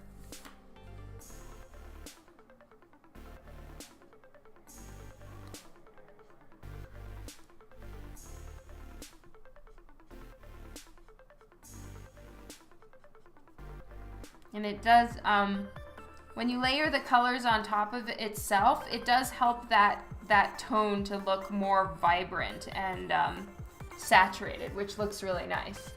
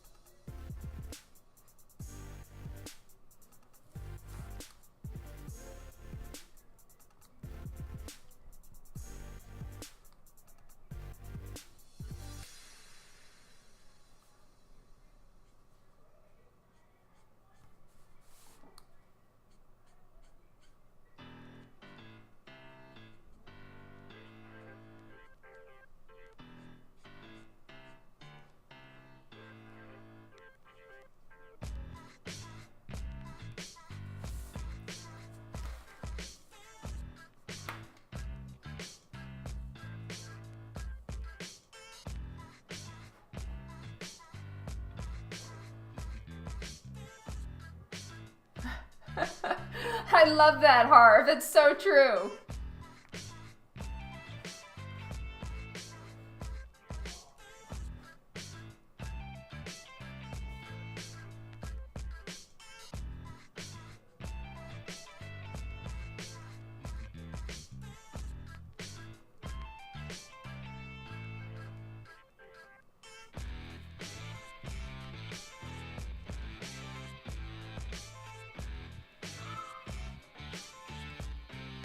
Okay, so I feel like a ton got done today and I'm so excited. You guys are amazing.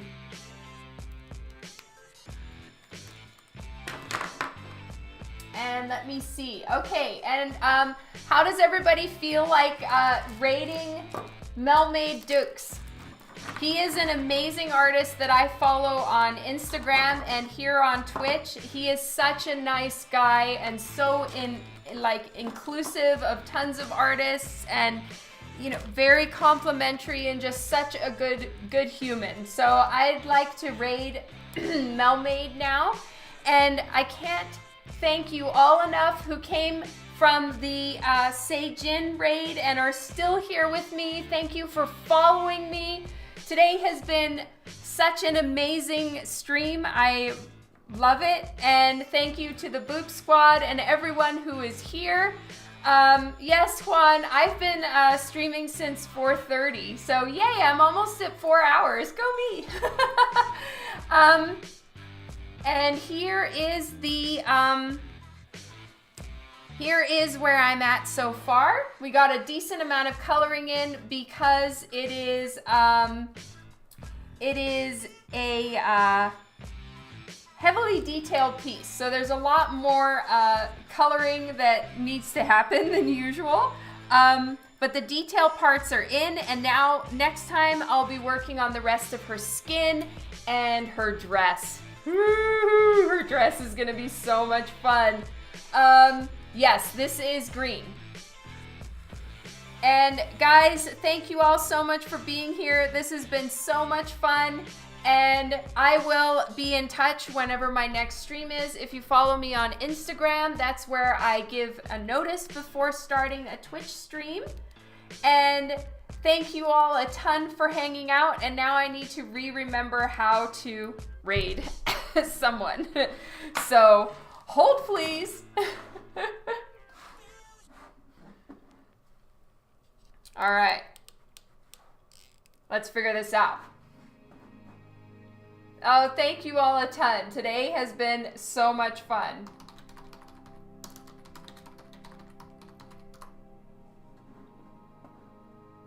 All right, here we go. I have to go back to the how-to again.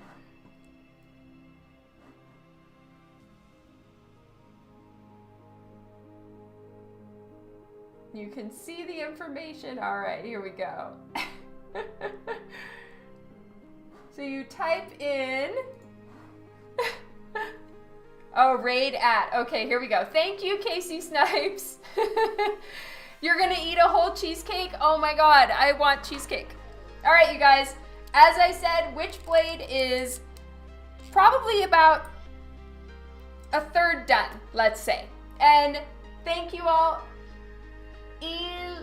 Lioneeks, thank you so much for the follow. You guys are amazing. Today has been such a fun stream. I am so excited to be part of the Art Insomniacs. Thank you, Sloppy Octopus. You are amazing. I really, really appreciate it.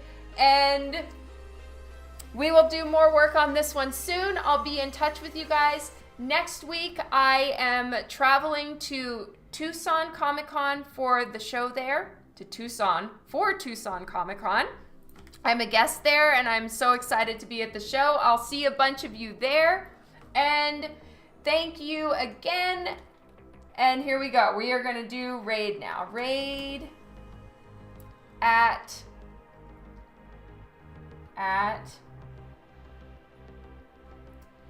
Mel Made Ducks. Let's see if this works. Nope, I did it wrong. All right, trying again. /raid at Mel. All right, I got it now. Here we go, everybody. Mwah, mwah, mwah. So much love to you. Thank you so much for hanging out. Let's go raid Melmade. Did it work? Yes. Okay. I love you all a ton.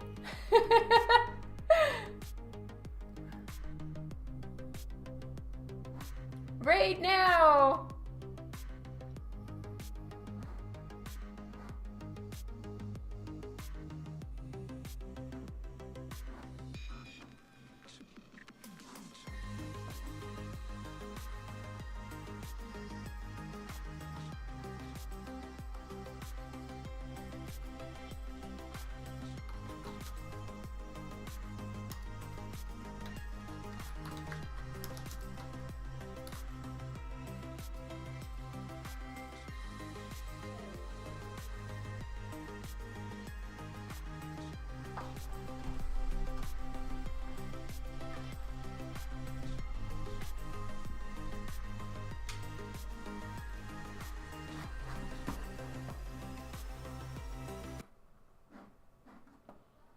Thanks for swinging on in. That's, you guys.